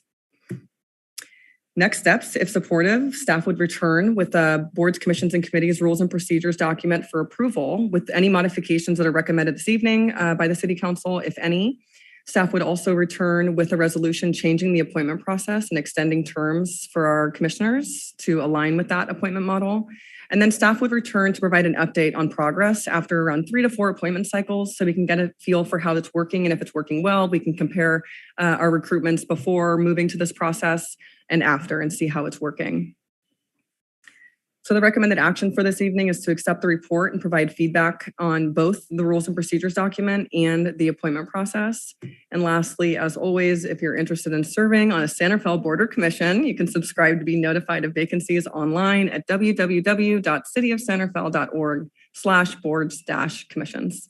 And that concludes my presentation for this evening, and I'm happy to answer any questions you have. Thank you, Madam City Clerk. I'm sure there'll be a few questions. Vice Mayor. Thank you so much. I actually love just looking at the document because I think it's so transparent that I think this really avoid a lot of problems sometimes that happens during commissions. So thank you. It's really good. Well done. So I guess my question is, and it's more like question about your opinion when we are thinking, for example, like a board and commission, like the pickle wheat, and it's really hard to get people to apply for that. So what are your thoughts around that? Because I really love the idea of having the semi-annual, just to make it simple, but how would you go around that? Yeah, I think when we're starting to get into conversations around really specific and pointed recruitment, it is proving difficult. We're in a different era right now, and an infancy stage of districts also. So just figuring out how we can better reach those communities that we're specifically looking for. So if it's District 1 for a planning commission seat, which is currently open, or Pickleweed Advisory Committee for the alternate member, we're hoping that if we're not just waiting for that recruitment to come out and then we're getting 3 weeks, we need a lot more time to reach out to nonprofit relationships that we have, or reach out to Canal Alliance, Voice of Del Canal, reach out to all of you and have you push it to your contacts as well. But we know that we're not reaching people who are interested still. And it's just a matter of trying to figure out exactly how we can get everyone. And we're not doing a good job with that in 3 weeks right now. Mm-hmm. Right. So yeah, so that's definitely valuable. And then I'm assuming that if when they leave in the middle of the 6 months, as long as they have a quorum, because if it just happens that a lot of them leave and there's not a quorum, then I assume that it has flexibility for some exceptions.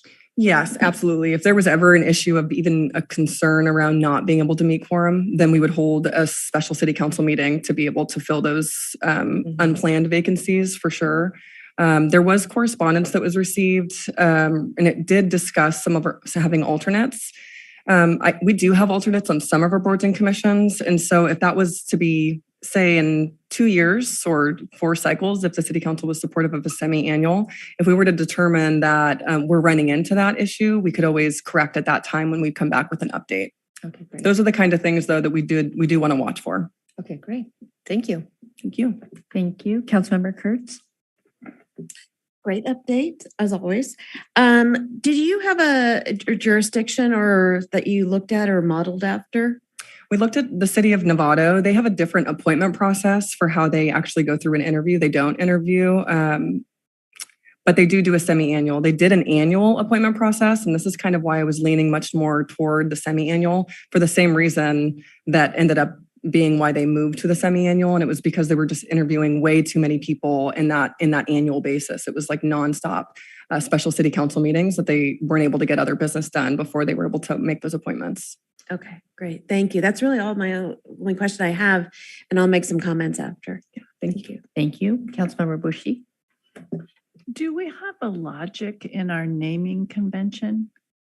Boards, commissions, and committees? Where it's basically named after what they're currently titled. All of our boards, commissions, and committees, some of them are commissions, some of them are committees.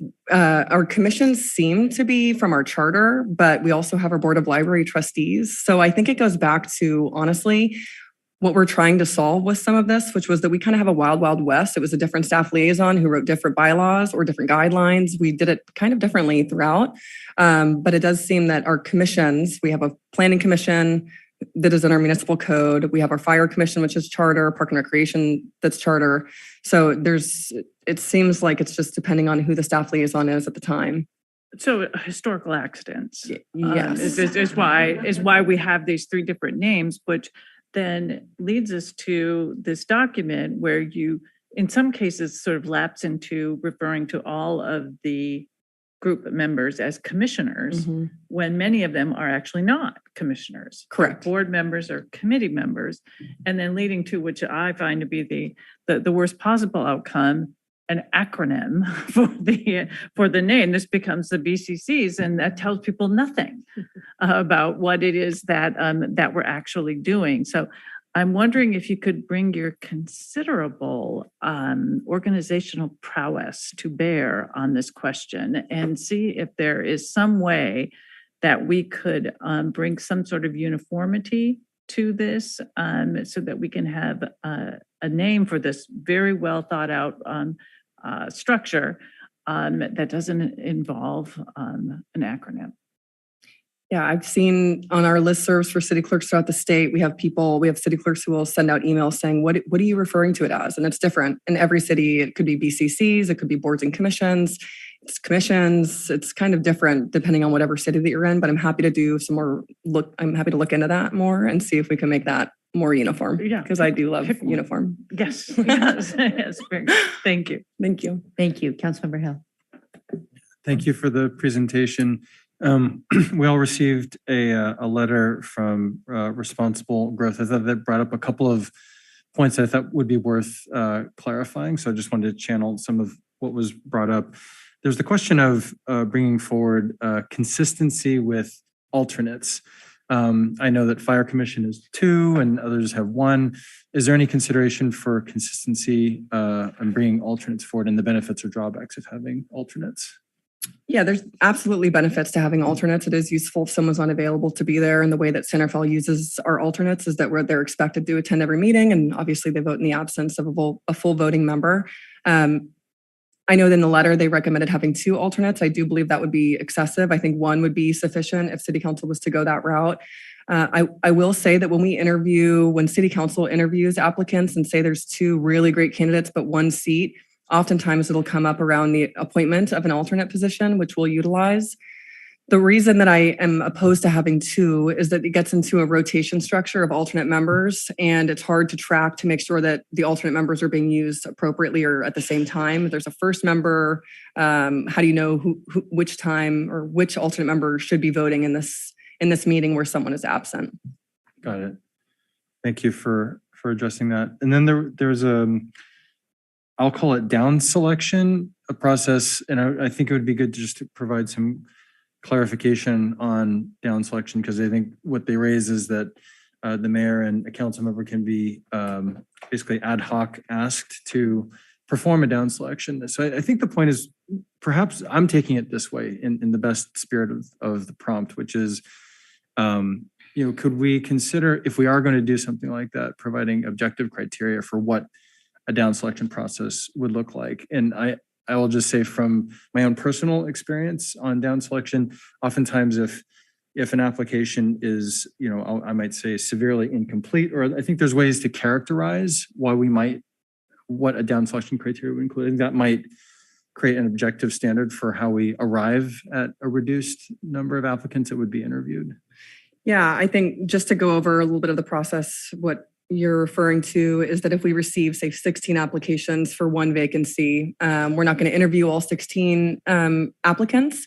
So at that point, they kind of get broken down into a pool. A minimum of 3 per vacancy is usually how we try to manage that.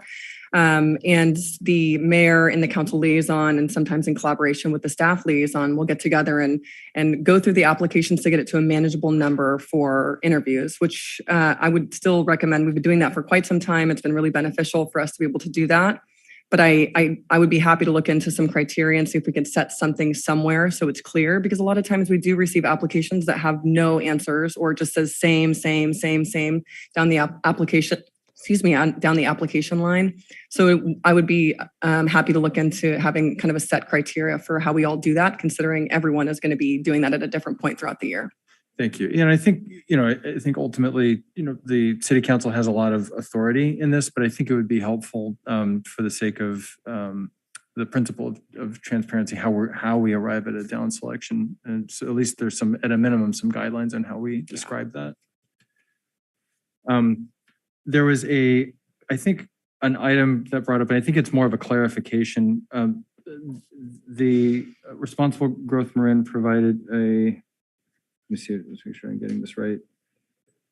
A clarification on staff could quickly fill. And I think in my reading of what was intended is that the staff would not fill it, rather staff would conduct a process to quickly fill it. And I want to make sure we're clear on what was intended. That was exactly what was intended. It was just so we can move forward with a recruitment process, to be able to set the ball rolling for appointment. Thank you by the city council. Thank you for clarifying that. Yeah, thank you for clarifying that.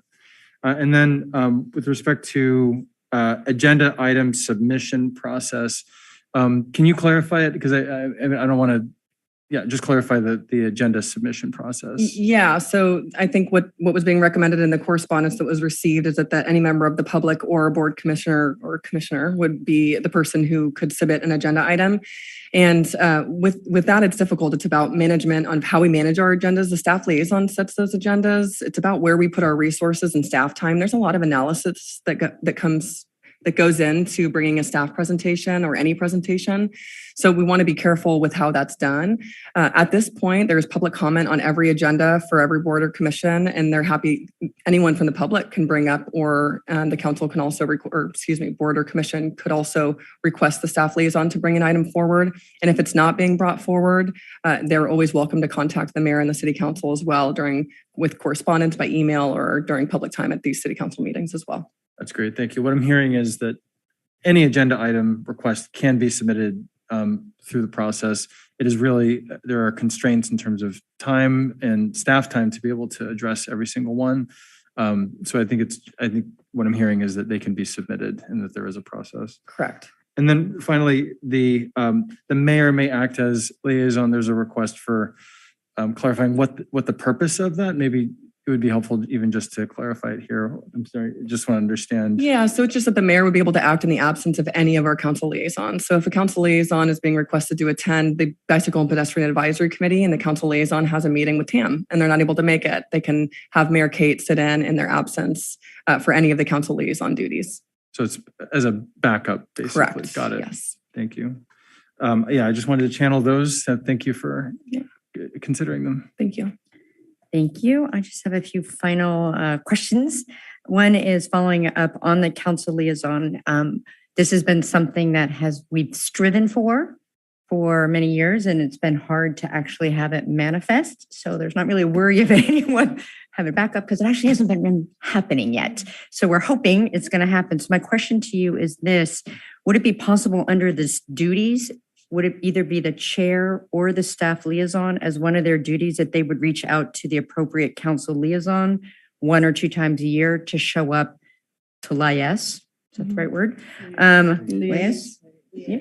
Okay, to meet with them. And I'm just not sure if that should be with the chair or with the staff, because this is something I have wanted to be doing this for over a decade and just hasn't quite manifested the way we wanted to. So I would like clarity. Happy for my colleagues to weigh in. To me, I'm kind of agnostic on whether it's the chair or the staff liaison, but I think that should be actually formalized so it does happen. Mm-hmm. And it could be 1 time a year. I think 2 times a year. I know I have gone to the ones that I've been the liaison for, and it's awesome and fascinating on so many different levels. So I would like to have that more formalized so it does happen. And then so does that make sense? Lindsay, Yes. I don't know if between the chair or the staff liaison, which one you would prefer? I would recommend the staff liaison only Okay. because the chair is going to be rotating on an annual good basis. point. I don't want it to get lost in the in the weeds. Okay. Okay. So be the staff liaison. Okay. Thank you. And then the other one under Chapter 5, number 2, the Brown Act. And you referred to you were talking about you talked about the Brown Act. I would actually make that a little bit more robust. We really consider and take the Brown Act very seriously. And so to spell out, even in the rules and regulations, that if more than a quorum is there, that the item should not be discussed. And that part of the responsibility of a committee, commission, or board member is to adhere to the Brown Act. Is that something, I don't know if there was a reason why it wasn't as robust, but yeah, we can. I spoke with Genevieve, our assistant city attorney, about this also. And there's some really easy sheets on just quick how to handle public meetings, what would be a violation of the Brown Act, serial meetings. It's hard to just put in one blurb when you start to get into all of the different ways that there could be a violation of the Brown Act. But there's some really easy to use and easy to read 1-pagers that we can include as an attachment at the end of this rules and procedures. I think we should, because this is an important issue and we adhere to it, and to just underscore it in this document makes sense. That would be great. Thank you, Genevieve. That's a great suggestion. And then 2 other questions. It was interesting when you were talking about the semi-annual, and I'll listen to what the public says as well, but you make a very good argument for the semi-annual. I do wonder we only have 1 advisory commission, and it's the Planning Commission. And if they have a vacancy, and they are a decision-making body. So I'm just trying to think of worst case scenario. The other ones as their advisory, and this kind of goes around alternates as well. I'm, a little bit, I don't think there's necessarily as necessary, but on that one, if someone were to leave right after the cutoff, would we be flexible enough, or do we need to highlight that for the planning commission only, we would have a special meeting? The city council could choose to do that. Something that we've done in the past is if, and it's come up with the public as well, but if we just recently held an interview and there were really good candidates that were supported strongly, there was just one seat, we could bring it back to the city council for approval without holding an interview if it's quickly enough after that special meeting for the initial appointments. But I would say it would make sense if there was, again, an issue with quorum, but it is one of our larger bodies with 7 members. So I don't imagine if there was a vacancy. Right now we have, again, a vacancy on the planning commission for District 1. We're just having a hard time getting applications for that seat. So there's been no issue with quorum around that. Okay. But the other thing was just making sure that we get, now that we're in the district breakdown, just making sure we have enough time to really get district seats filled. Yeah, no, that's fair. Okay, I'm convinced that we don't need to pull it out. And part of this is seeing how it manifests over time. And the last on the, and Councilmember Hill asked about the alternates and you brought it up. I mean, would you say that's like a solution in search of a problem? Because it almost seems to me that has not been an issue. Yeah. I think that for some of our boards and commissions, it makes sense to have alternates, and we have them. I think setting them to where we have one always isn't necessarily a solution I would be recommending. Mainly for, again, management and just trying to make sure that we have enough vacancies or we have enough seats and applicants to fill those vacancies for. We have been utilizing our alternates in, I think, a much better way than they have been used previously. So we're seeing more alternates apply for those full voting memberships once the incumbent is terming out. So, which has been really nice. But I don't think it's a solution for each. Okay. And also some of our boards and commissions meet once a year. Yeah. Some of them meet every other month. Some of them meet semi-annually. So it doesn't quite make sense to have alternates for each of our boards and commissions. Okay. Thank you. Those are the extent of the questions that we have, I see right now. So we'll open up to the public for additional questions or comments. We'll start with folks in the room. So open public comment on this item. Sure, come on down.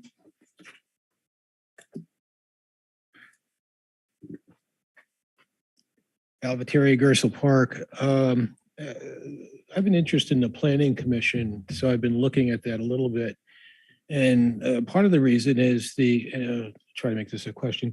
I'm wondering what the planning commission could do in relation to things like what I heard referred to as canal area becoming an opportunity zone, which is some people have frightened some people into thinking it's going to be gentrified. So I don't know if the planning commission has any say in how that might roll out to benefit the whole community and not a select few.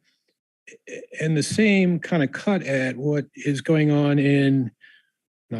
what is planned to happen in Northgate, where, I don't know the number, like 1,000 new houses is supposed to be put up where the Northgate homes, I should say, or Northgate shopping center is. So does the planning commission have any influence over how that's rolled out, again, to benefit the whole community and not a select few? So that's a general question I'm trying to make.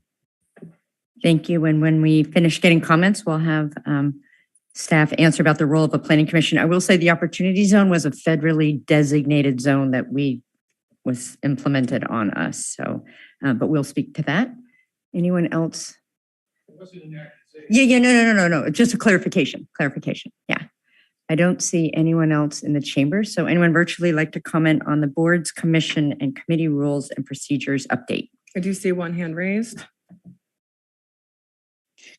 Thanks, Ava Crisanti. It seems to me that this is a little bit of a whitewash of the process as it has already occurred. I mean, it's interesting that you've just had someone express interest in being on the planning commission to talk about what's going to happen in the canal. That person isn't from the canal. Consistently, throughout the county, we've seen boards and commissions and committees assembled by municipalities and by the county to select people who those entities feel they can, quote, work with, unquote, which is to say they are selecting for people who won't criticize. It's interesting you have a very corrupt police department that you're just given an additional $1 million in overtime to. and you don't have any real oversight board for that. We can predict that if you did have one, you would select people who would, quote, work with you guys. So who would not produce any strenuous objection to what's happening with the police department. And I'd like to point out that, you know, you haven't explained to the public some of the issues with the police department. In fact, what you've done is you've forced people like me to come in and say, this is what's wrong. You know, turning on and off body cam is wrong. Running an internment camp on the freeway is wrong, but you don't have any, you know, you don't make any effort to educate your own public about what's actually happening within the police department, because Mateo's beating was just one incident that happened to be captured on body cam after he'd spent a year complaining to you about your turning on and off body cam. So you need to have some sort of system that allows people to. I see no other hands raised, and I'll give everyone a moment. I see no further public comment. Thank you. I'll bring it back. And there was an excellent question about the role of the Planning Commission, but if we could answer more specific or more broadly about how does someone find out about what the role entails? Because when you look at Fire Commission, Planning Commission, Design Review Board, how is that managed? And yeah, so the Community Development Department has our staff liaison, Leslie Mendez, who's assigned to the Planning Commission, and Jeff Valentine, who's a senior planner. And what usually, if someone submits an application and I send out letting them know that we're going to tentatively be scheduling interviews for this date. And then what I'll often do is include the website link to the Planning Commission information, which if you go to our homepage, you can just type in Planning Commission. It'll take you to either Planning Commission meetings or Planning Commission page. And it'll give you bylaws, it'll give you the municipal code, annual reports from years past, minutes and videos that you can look at. And I always recommend everyone do that. And there's also a staff contact. So I always recommend that if you're planning on interviewing for a board or commission and you're really interested, reach out to the staff liaison, get together with them, ask questions about what would make them the best volunteer to be able to be appointed on that position. I try to tell our volunteer applicants that while it's volunteer, it seems there's some element of professionalism to this, and it would be best, the more research they do, it's noticeable in our interviews. So I give them that insight as well. Thank you. And that goes for other boards and commissions as well, that the same link, everything that you just talked about applies to anything. Yeah, you can type in any one of them and there's a staff contact on there and contact information as well. Thank you. Thank you. I will bring it back to the council for any additional comments, and I'll start with the Vice Mayor. Yes, thank you so much. What was the question that I just had? Well, something that I wanted to mention that I concur with Councilmember Hill is about the criteria of how we select, the pre-select the candidates that they're going to interview in. And I was just thinking, having that DEI lens or that equity lens, because not everybody applies the same, maybe because of the background that they are bringing. And that doesn't mean that they will be like amazing,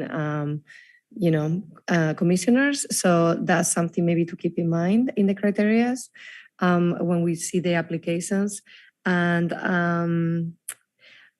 I remember, okay, so I was just thinking when somebody gets appointed, is there like a sort of like an orientation training, welcome, so that was one. And the other one is, I know we were talking about maybe as part of the equity process to have maybe some stipends, because not everybody can volunteer their time if they have to pay for, babysitting or whatever it is. So I don't know if this is the right place to bring the conversation, and I know we're in comments, but,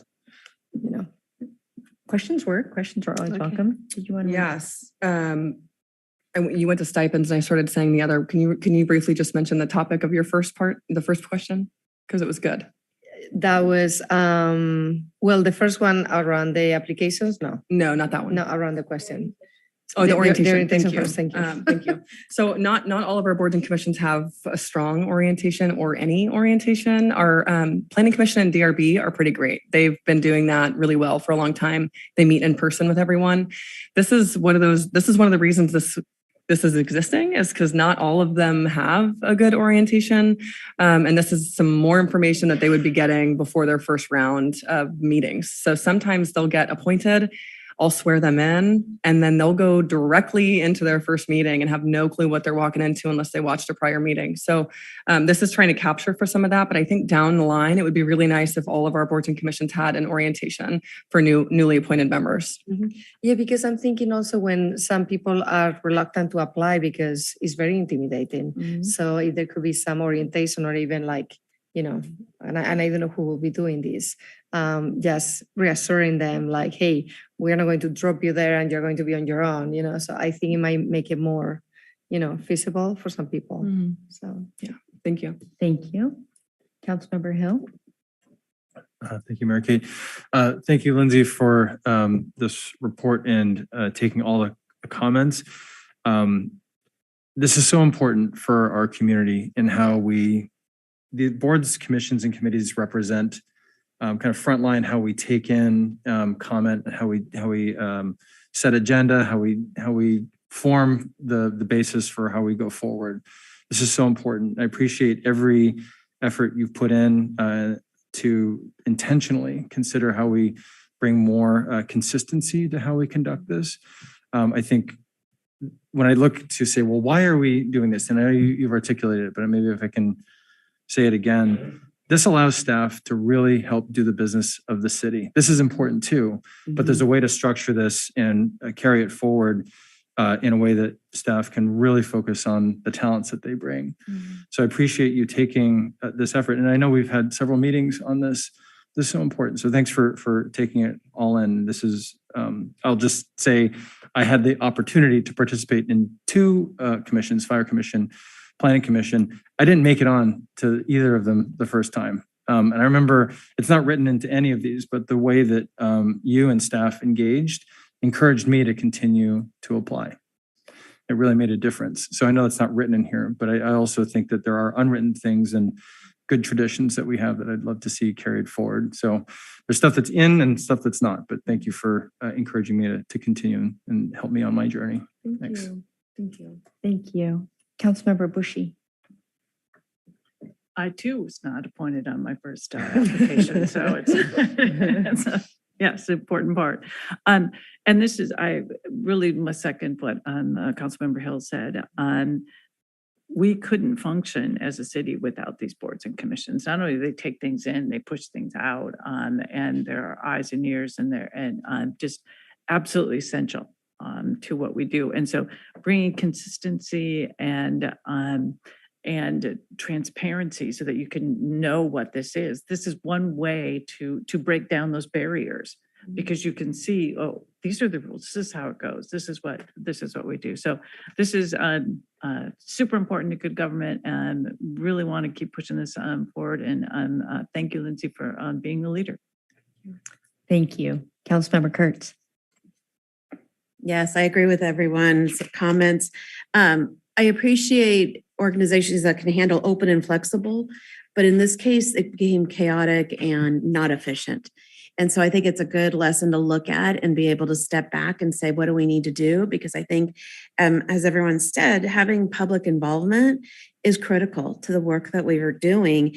And when somebody comes in and looks and sees, like, oh, they're organized, they got it together, I think it's really, I think it's assuring or reassuring for people that they want to be part of this organization, and everyone does become part of the organization.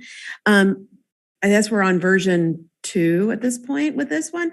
Maybe in the future to also look at maybe a feedback loop, like on an annual basis for anyone, a survey or even exit interviews or something, just so we can get, I don't know whether it's either directly or anonymous, I don't know, you can, but it would be interesting to hear what our members are saying, you know, in terms of their participation. Do they feel if it's of value, or what would be needed to improve? So, but I think it's great. I think this is so important.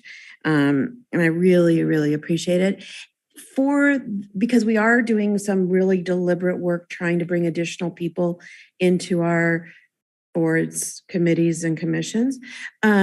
Could this be translated in Spanish as well? Absolutely.